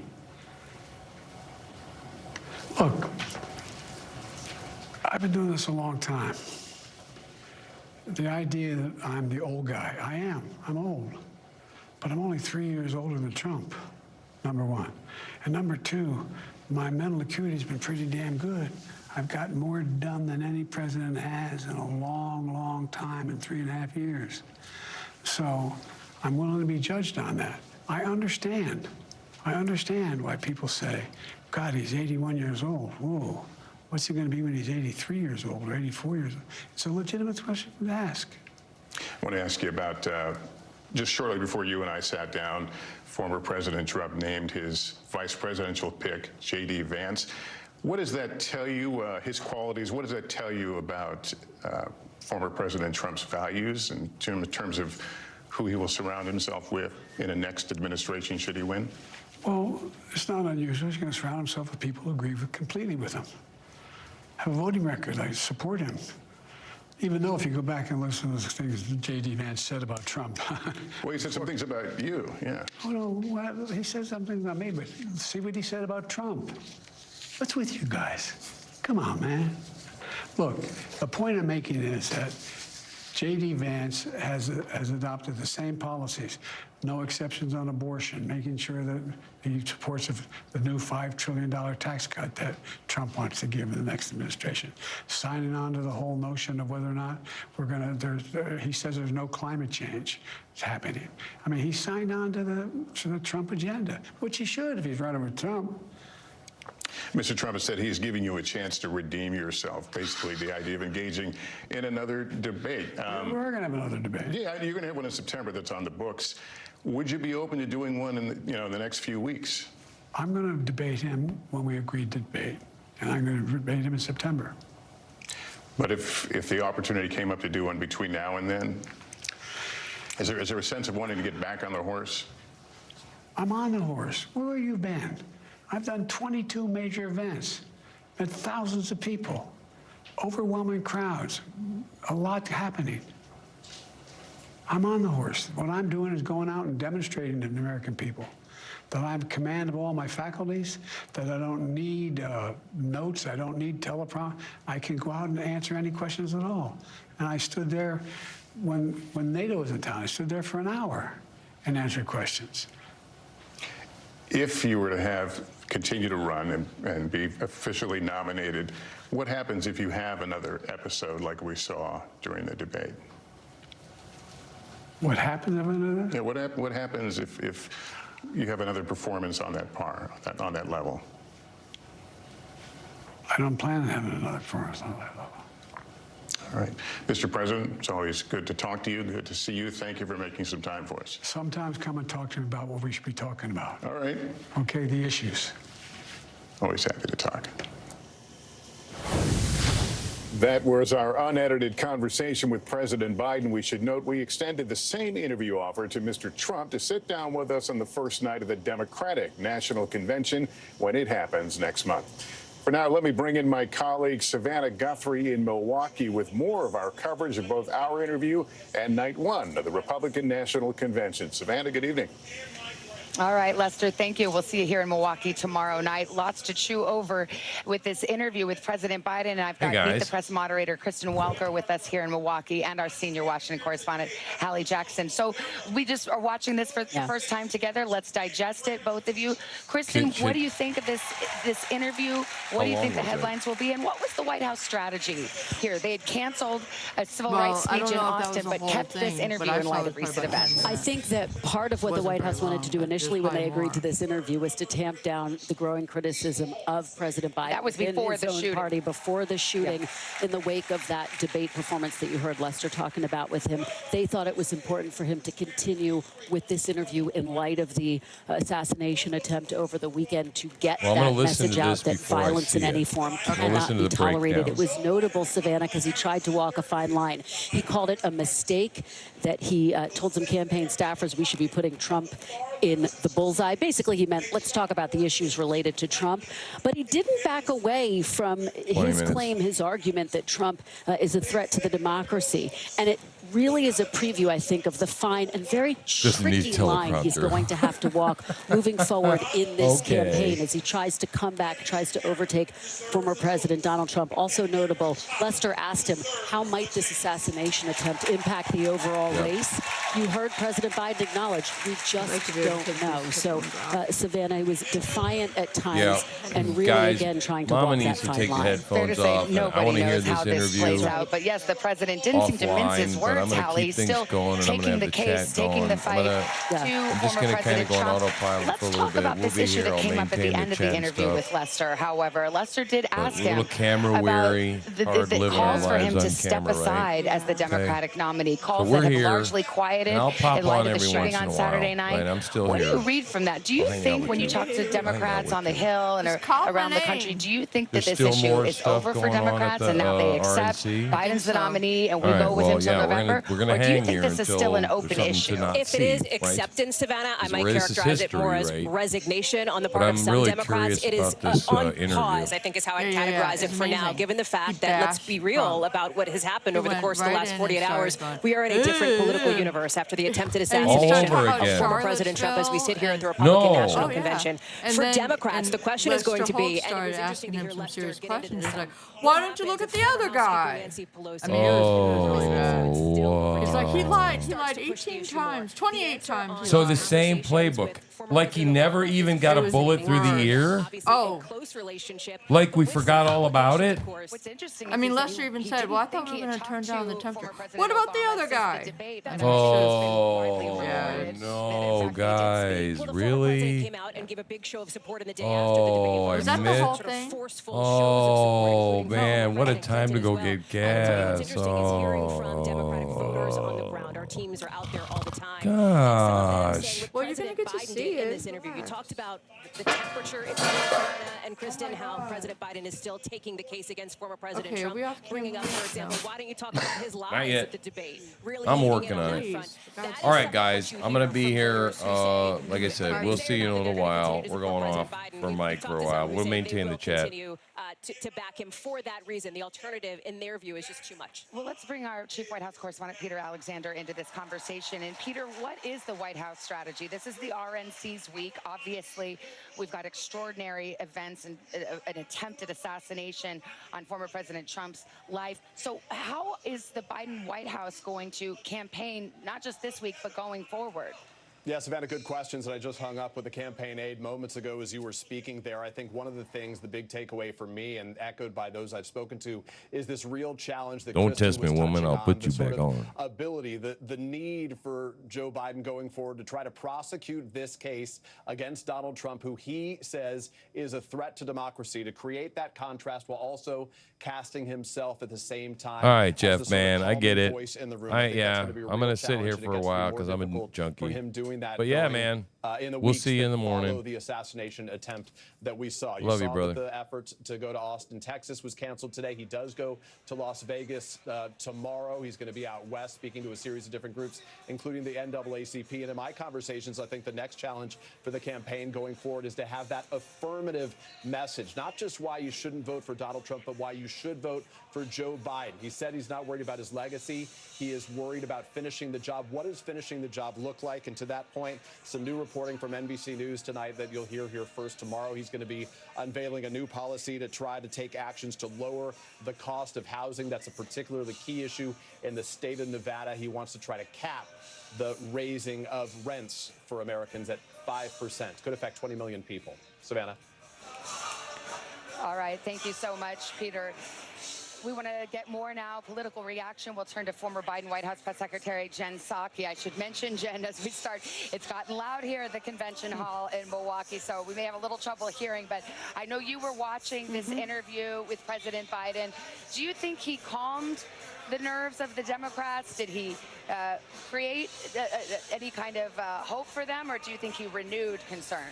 It's very hard to know in this moment. I will say, of course, as we've all been talking about all evening, the backdrop of this interview massively changed from when it was agreed to and set up. And the fact that he continued and they continued to do the interview, to me, that means that the president, and you saw this in the interview, wants to continue to lay that contrast with Trump on who is going to represent and fight for democracy better. And he didn't hold back several times when Lester Holt pushed him on that particular question, which I think is interesting, given he had sort of suspended the campaign and the politics of all of this had been suspended a little bit until this evening with this interview and also with the announcement of the vice presidential choice for President Trump. The other thing I thought was interesting, Savannah, that I think a lot of Democrats will like is how he went after Clarence Thomas. That may not be for everybody, but certainly the Supreme Court and the role of the Supreme Court.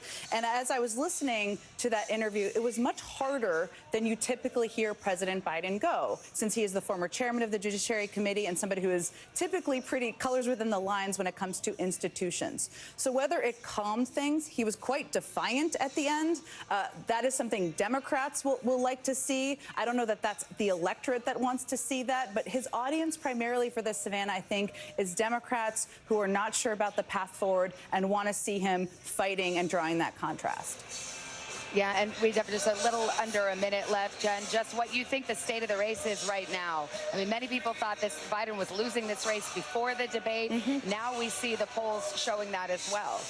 Well, it's a very close race. I think before the tragic shooting on Saturday, I would have expected more Democrats to come out.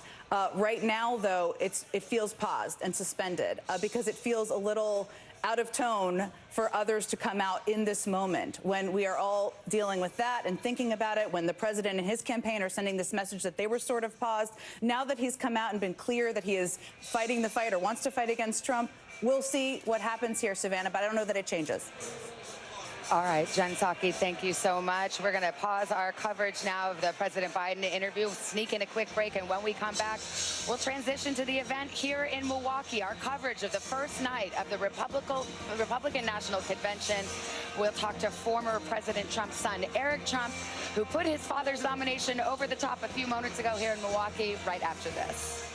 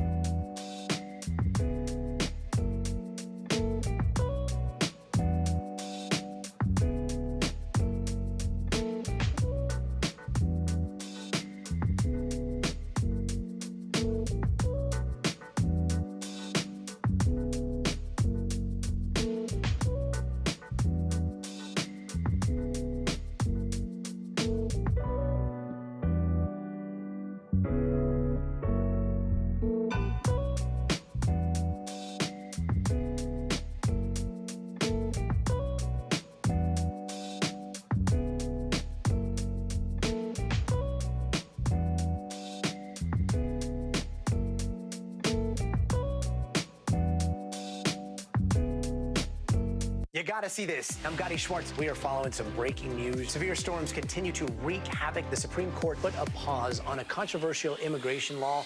Protesters have redoubled their numbers right here at this makeshift barricade. The future of TikTok as we know it is at risk. Is this a ban or not? The craziest ride I have ever hitched. That is totality. Do you see yourselves in space? I could go to space. How you feeling? I feel great. Stay tuned now, weeknights at 8 Eastern, 5 Pacific on NBC News Now.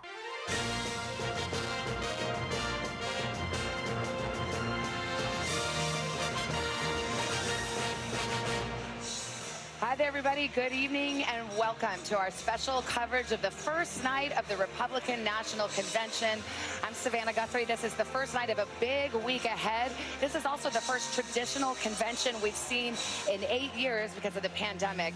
And it is, of course, also a remarkable and somber moment in American history. One of the country's major parties nominating and also celebrating its presidential candidate less than 2 days after he survived an assassination attempt. Well, tonight it is all about former President Donald Trump. NBC News has learned that this crowd here in Milwaukee will see him in the flesh, in person, later this evening. This will be his first public appearance since he survived that attack on his life. We're going to talk to his son, Eric Trump, who's with me here in Milwaukee in just a moment. It was just a few moments ago that he put his father over the top, pledging the delegates from the former president's home state of Florida, giving him the majority needed to officially secure the Republican nomination for president. That moment coming just as Mr. Trump revealed his vice presidential running mate. It's going to be Ohio Senator J.D. Vance, a former Trump critic, but now elevated to be the leading heir of the Trump political legacy, potentially the next vice president of the United States. So we've got a lot to talk about tonight, a lot to show you, including speeches about tonight's theme, which is the economy. But let's go right down to the floor now. Our senior national correspondent, Tom Yamas, live for us. Tom, what is the mood in the hall? People wondered. Usually these conventions are so celebratory. We've obviously had this disturbing event over the weekend. How has it been so far?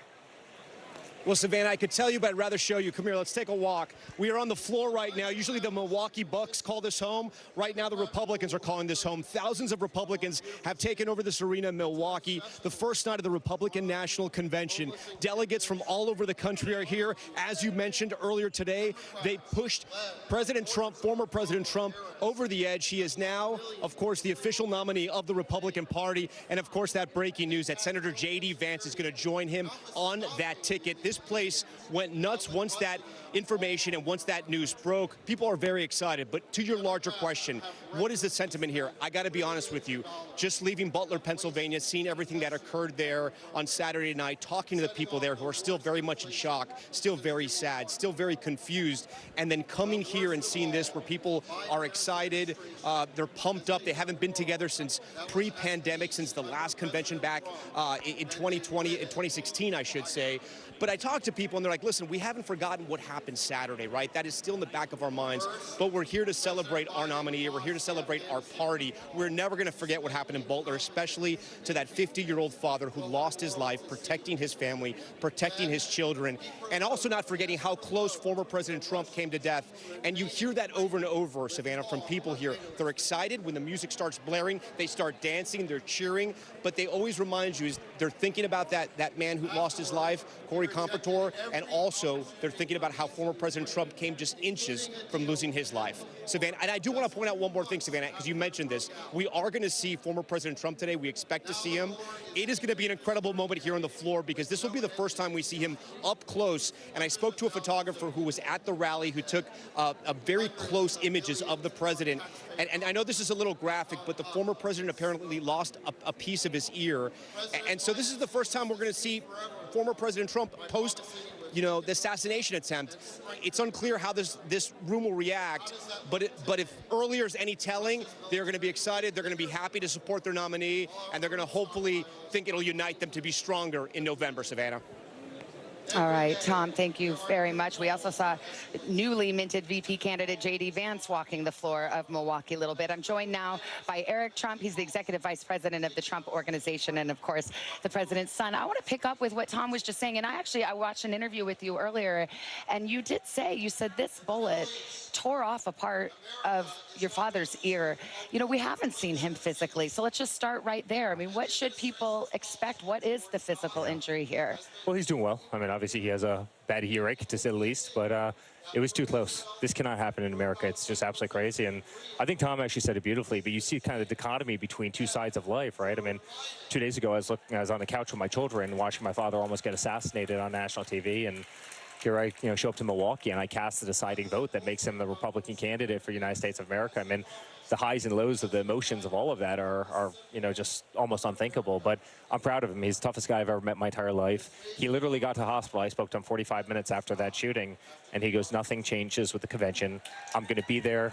Nothing changes with the convention. And his fortitude, his backbone, he's a tremendous human being, and I'm incredibly proud of him. It's always good to remember that these are human beings on both sides. Were you watching live when this happened? Did you see that unfold live, or did somebody call you and say, go turn on the television? No, I saw it live. I was there with Laura. I was there with my children, and I clearly understand the sound of a bullet, and I heard the shots, and my eyes went right up to the TV, and I just couldn't believe what I was seeing. And you instantly see blood. You instantly see somebody on the ground. You don't know if they were hit multiple times, and you're just praying to God that they stand up. And when he got up and when he started pumping his fist in the air, saying fight, fight, fight, even though he had blood all over his face.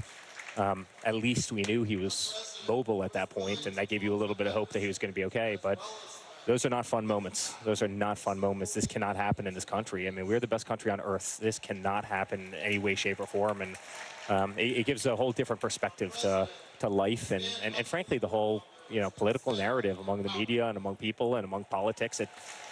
It's got to get toned down in a big way. I was going to ask you about that because, I mean, first of all, anyone who has survived something like that, you have to be changed somehow. I wonder what his mindset is right now. He told an interviewer he basically tore up the convention speech he planned to give on Thursday and is going to do something totally new. I was there when he did that, and his speech is beautiful. It's inspirational. It's forward-looking for this country. It's incredibly positive. It's exactly what we need right now. That's exactly what this country needs. It's the right tone, and frankly, I think it's a lot of what you're seeing out here. I mean, people are dancing. They're holding the American flag. The patriotism in this room is unbelievable. I mean, these people in here, they love America. They bleed red, white, and blue, and we need a lot more of that in this country. You know, President Biden just did an interview with NBC's Lester Holt, and in it, Lester asked about Biden's use of the word bullseye. The bullseye needs to be on Donald Trump. This was said, of course, before the shooting. The president said it was a mistake to use those words and clarified, of course, he meant the focus should be. He didn't literally mean bullseye, so poor choice of words. I wonder what you think of that. And also, do you think your father is reconsidering some of his own rhetoric on the campaign trail? Yeah, probably on both sides. I don't think Biden's use of that word was genius. Certainly the timing didn't work well, whether it was intentional or not. It wasn't great. And listen, again, I think it was before the shooting. Oh, of course, yes. Of course it was. But I think everybody's rhetoric just needs to change. It does, right? We live in the greatest country on earth, and no one can stop the United States of America if we're together. And I think so much of the tone of this whole convention is going to be exactly that. And he has a great VP pick today. He's doing well. He's going to come out here. I'm going to be sitting next to him in a couple of minutes. He's strong. I've never seen him more determined to go out and fight and win. And again, as a son, it's been an emotional roller coaster, but I'm proud of the man. I mean, I love the guy to death. He's the greatest father I could have ever imagined. What he's accomplished, what he's had to endure, the way that they've attacked him, the way they've gone after him, the way they tried to kill him 2 days ago. And yet he'll still walk in proud tonight.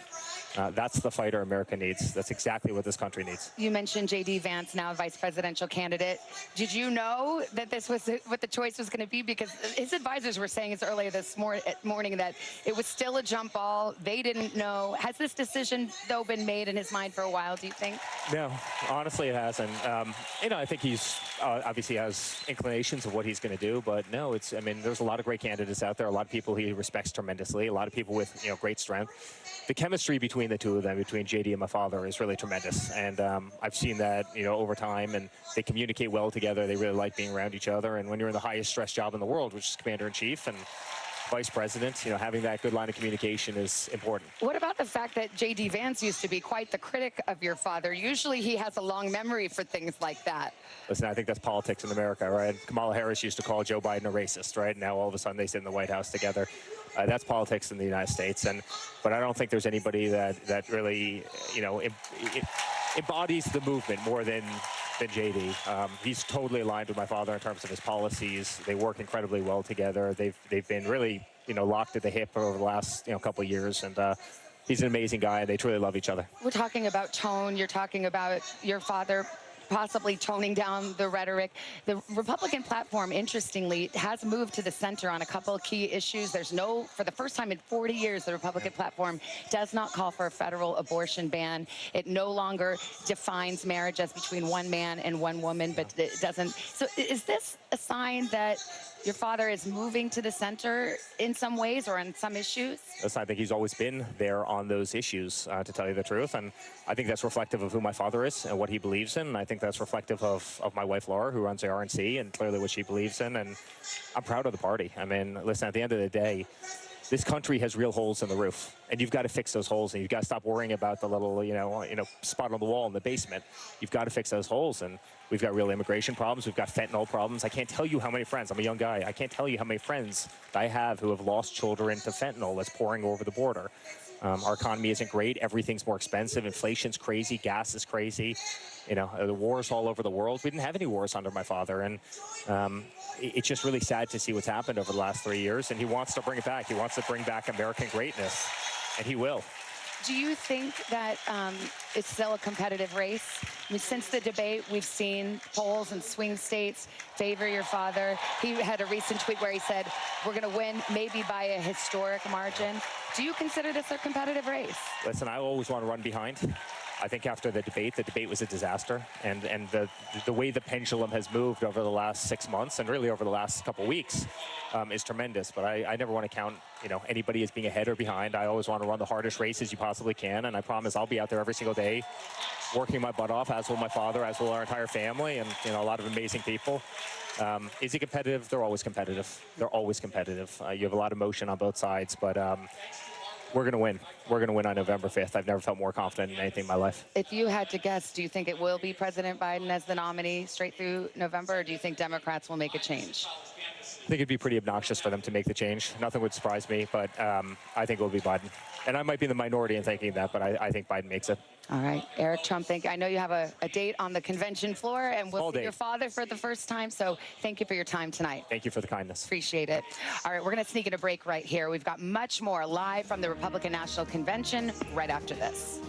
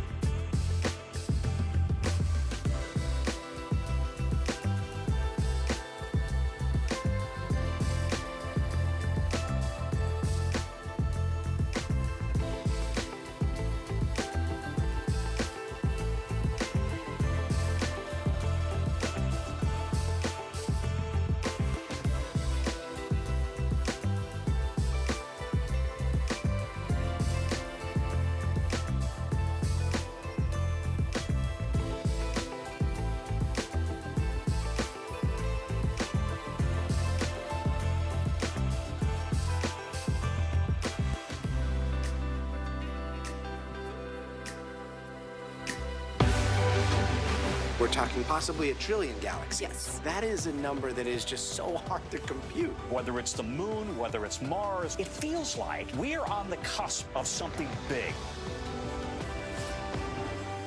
What is going to happen now? Going back and forth because Go ahead. This is it.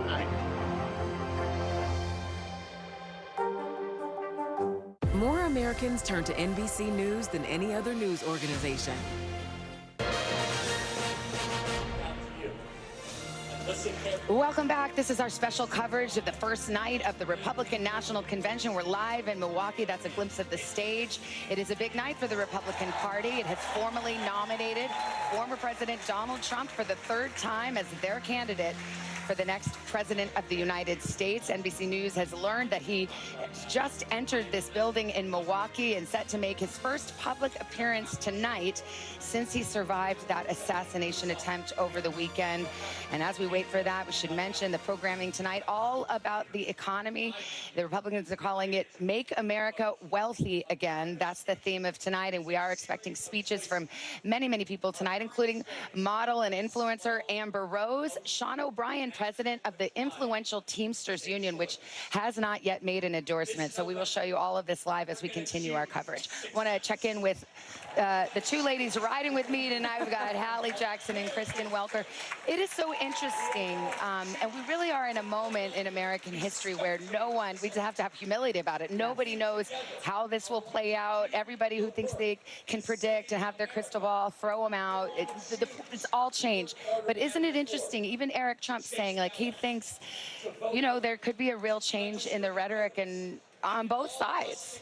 Savannah, that was, I think, the big takeaway from your conversation with Eric, which was so revealing. He leaned into this idea that, yes, his father is rethinking and was changed in that moment during that assassination attempt.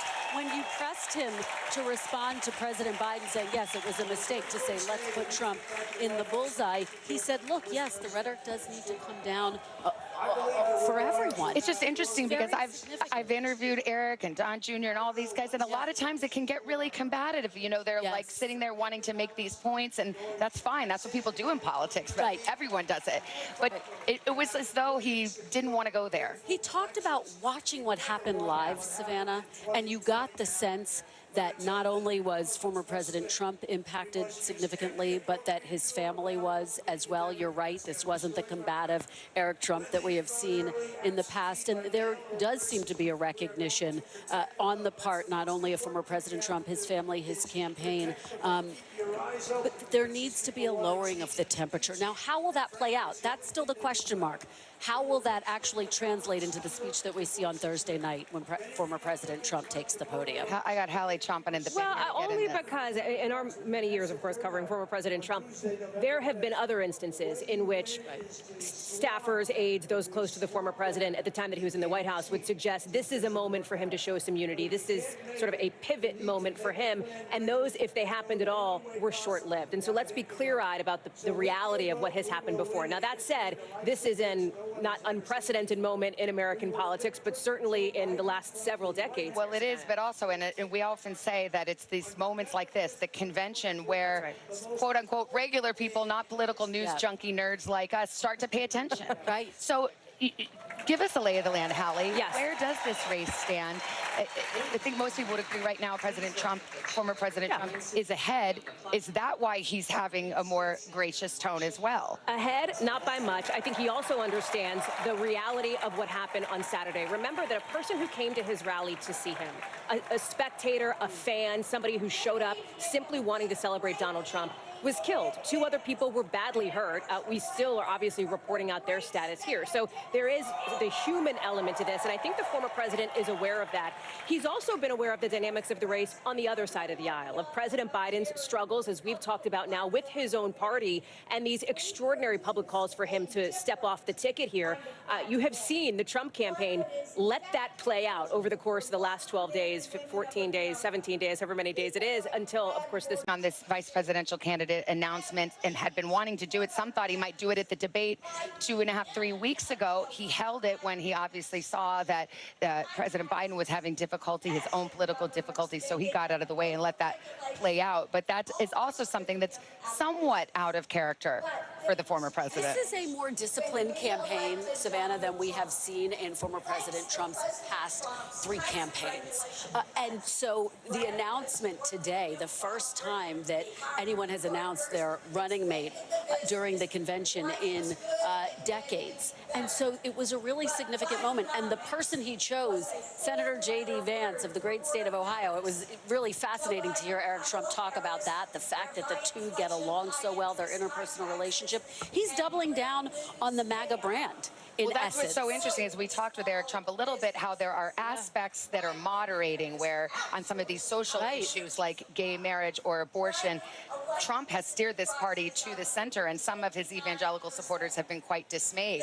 But then when he chooses someone like J.D. Vance, he is doubling down on this MAGA orthodoxy. And you heard Eric Trump describe J.D. Vance as essentially the next generation of that movement. I think you said the leading heir is the way that so many in the conservative movement see him. He is speaking to those rural, ex-urban voters in key states that Donald Trump will need to win. Think about the Rust Belt, Michigan, Wisconsin, Pennsylvania. Those are critical battlegrounds, and the thinking is that perhaps J.D. Vance, listen, Donald Trump is not at risk of losing many of those places, but it's about turnout. We know that this election is going to be decided by very few people. I want to see if we can take a few shots of what's happening on the convention floor just behind us, and I'll say a warning if you're watching with us tonight, it can get loud in here, especially when the band gets going.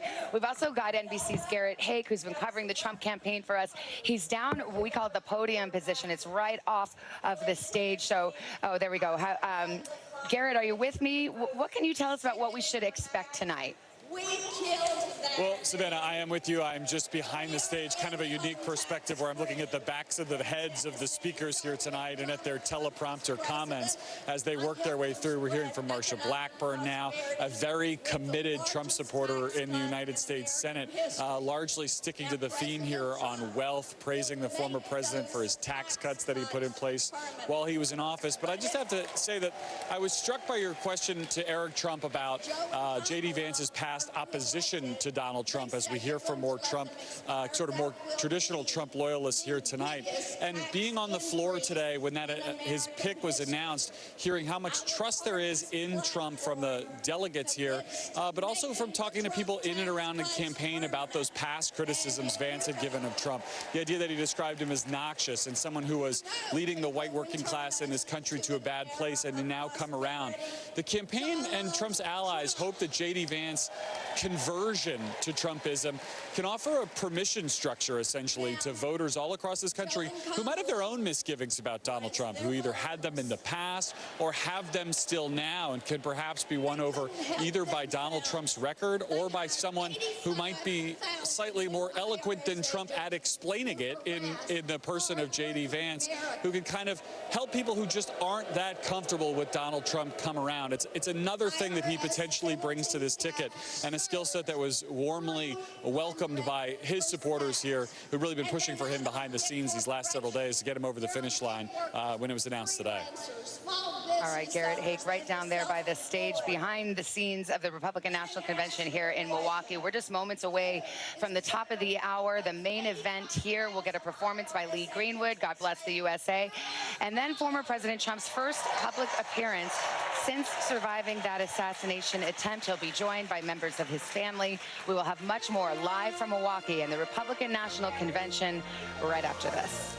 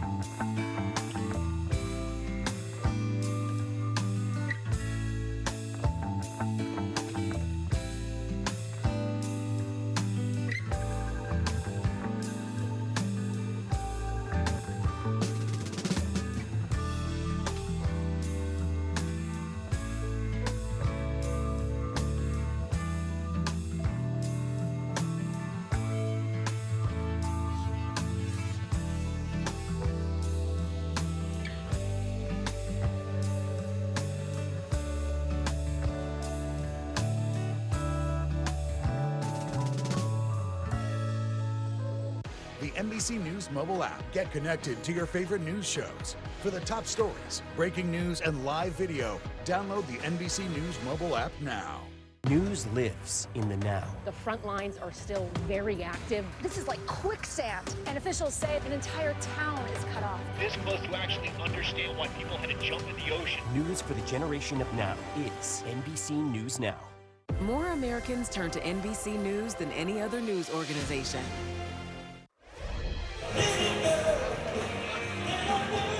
Hi, everybody. Welcome back to our special coverage of the first night of the Republican National Convention. 10 o'clock Eastern Time, 9 o'clock here in Milwaukee. But a very, very busy day. We're giving you a glimpse onto the floor. That is VP candidate J.D. Vance, the Ohio senator who was just named today, mixing and mingling with the crowd here in Milwaukee. He was just announced today. The Republican Party did the official business of this convention this afternoon, officially nominating both Trump and Vance for the general election ticket this November. And NBC News has learned Donald Trump himself will be here in just a few moments. It'll be his first public appearance since he survived that assassination attempt over the weekend. We know that he is in the building here right now, so we are waiting just moments from now. A performance by Lee Greenwood, the country music star most famous for God Bless the USA, and then an appearance by Donald Trump on the stage here in Milwaukee. Right now the band is going and it can get loud in here. Like so many conventions, there is that party atmosphere. As I turn to Tom Yamas, our correspondent, who is on the floor of the convention hall right now. And Tom, you know, this appearance tonight by former President Trump, generally speaking, these conventions, you don't see the candidate till the final night of the convention. Donald Trump in past conventions has made those previous appearances. But I wonder if the crowd here knows he's coming. Are they expecting it? Has word gotten around? Yeah, Savannah, I want to show you once again. I mean, the crowd is on their feet. Look at this just behind me. Everyone here is standing up. Let me paint the scene for you. This is the center of the convention hall, right? You can see all the delegate flags, all the different states from across the country. And that line of people you see there, they're waiting at the entrance. They believe former President Trump's about to walk out here at any moment. If you have a camera now, I'm going to ask a guy to point up there at the VIP section where the Trump family is right now. About 5 minutes ago, Senator J.D. Vance, the running mate, came in here, the junior senator from Ohio. The place erupted in cheers. People were so excited to see him. And now he is sort of sitting and mingling and talking with the Trump family, because if you've ever covered former President Donald Trump, you know that the Trump family is one, right? If you're with former President, here he comes. Former President Trump is being shown right now, I should say, excuse me, he's being shown right now on the big screen. He actually has a bandage over his ear. This is just behind backstage. We're expecting him to come out where we are. And Tom, at any moment. Tom, So now I'm going to send it back over to you. Yeah, it's gotten loud in here. This is, of course, former President Trump. He is being projected on the monitor here in the convention hall, and you can see a rather large bandage on his ear. This is the first sighting of him since the assassination attempt that he survived on Saturday night. And right now, members of his family, that's his daughter right there, awaiting him to address this convention hall. We see many of the family members there, Speaker Mike Johnson. So this is Donald Trump's moment, and the crowd went wild. And now he's, if you can see in the monitor, he was just pointing to the bandage on his ear. So let's listen in for a moment. Hear this moment.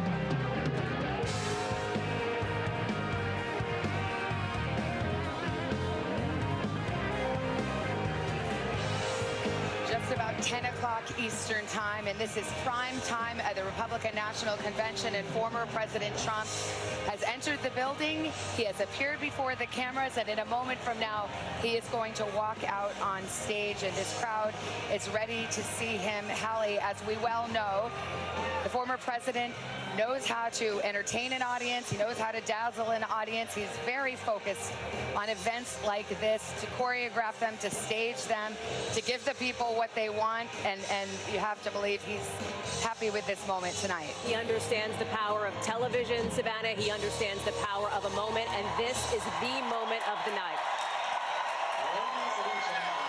Ladies and gentlemen, Lee Greenwood.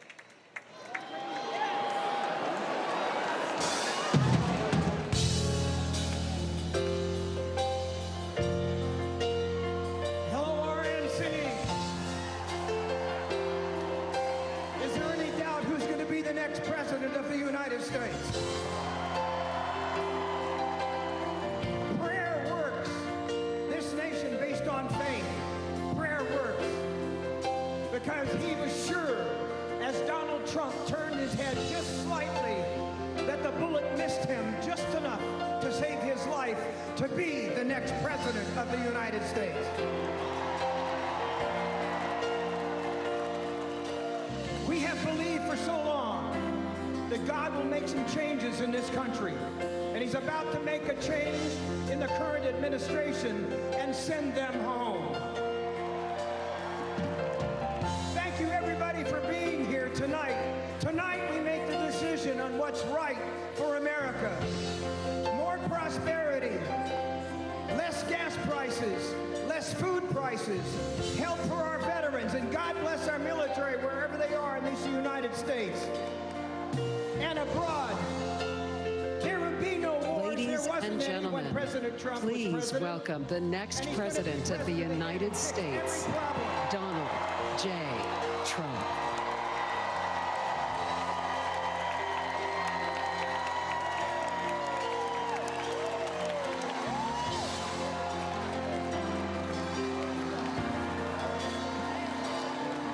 If tomorrow all the things were gone, I'd work for all my life, and I had to start again, just my children and my wife.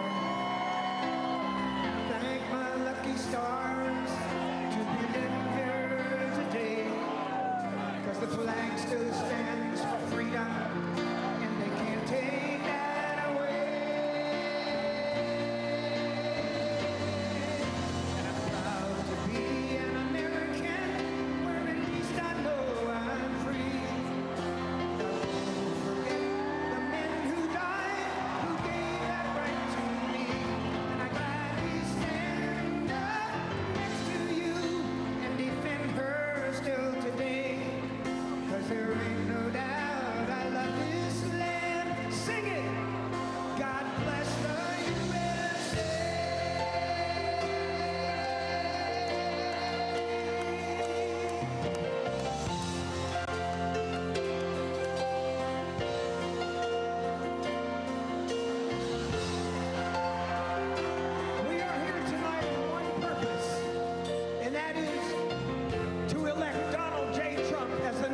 Of the United States.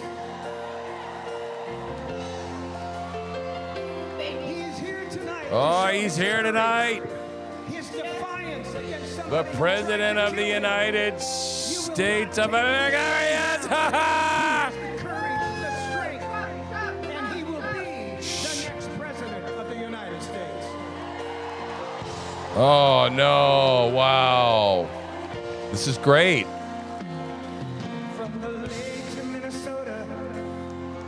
To the hills of Tennessee. Across the plains of Texas. Put your headphones on. I'm not doing anything. The 45th president of the United States and soon to be the 46th. Stop it, whatever you're doing. We're streaming. Don't interfere with the stream.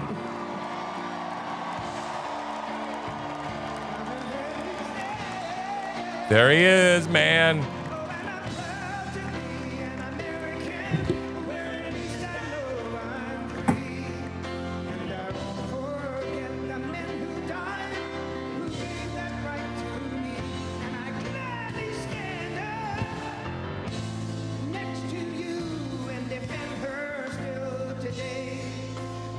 This is live.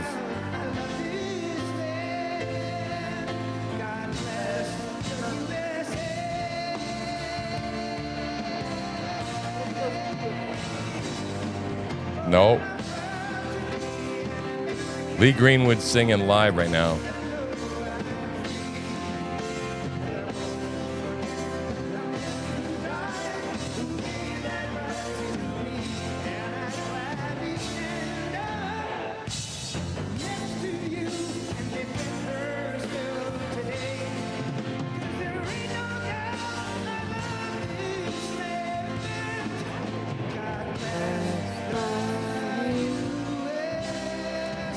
Wow, this is historic. I hope you stuck around.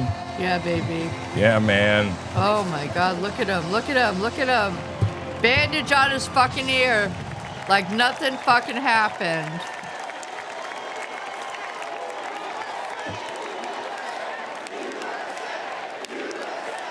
USA, USA, USA. USA. Yes.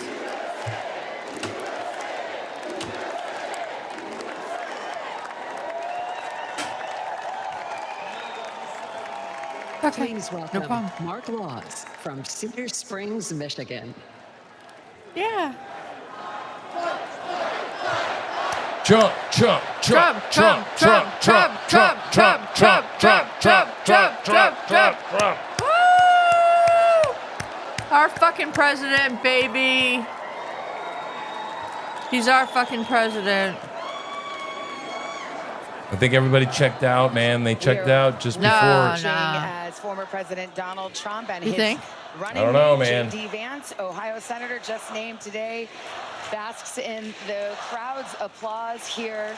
We're about to hear some more speeches, but for the moment, the crowd is chanting USA. And a moment ago, as I turned to Hallie Jackson and Kristen Welker, how interesting this crowd spontaneously just went into cheers of fight, fight, fight, which is so interesting because it seems like very cool. Donald Trump himself and certainly Eric Trump a few moments ago are trying to set a different tone. Absolutely. Very nice to see him out there. That is what former President Trump said and did in the moments after he was shot. If they keep on, That's what he's known for. That is what he's known for. if they keep being bombastic, and on our side we talk about the issues, he's gonna win in a fucking landslide.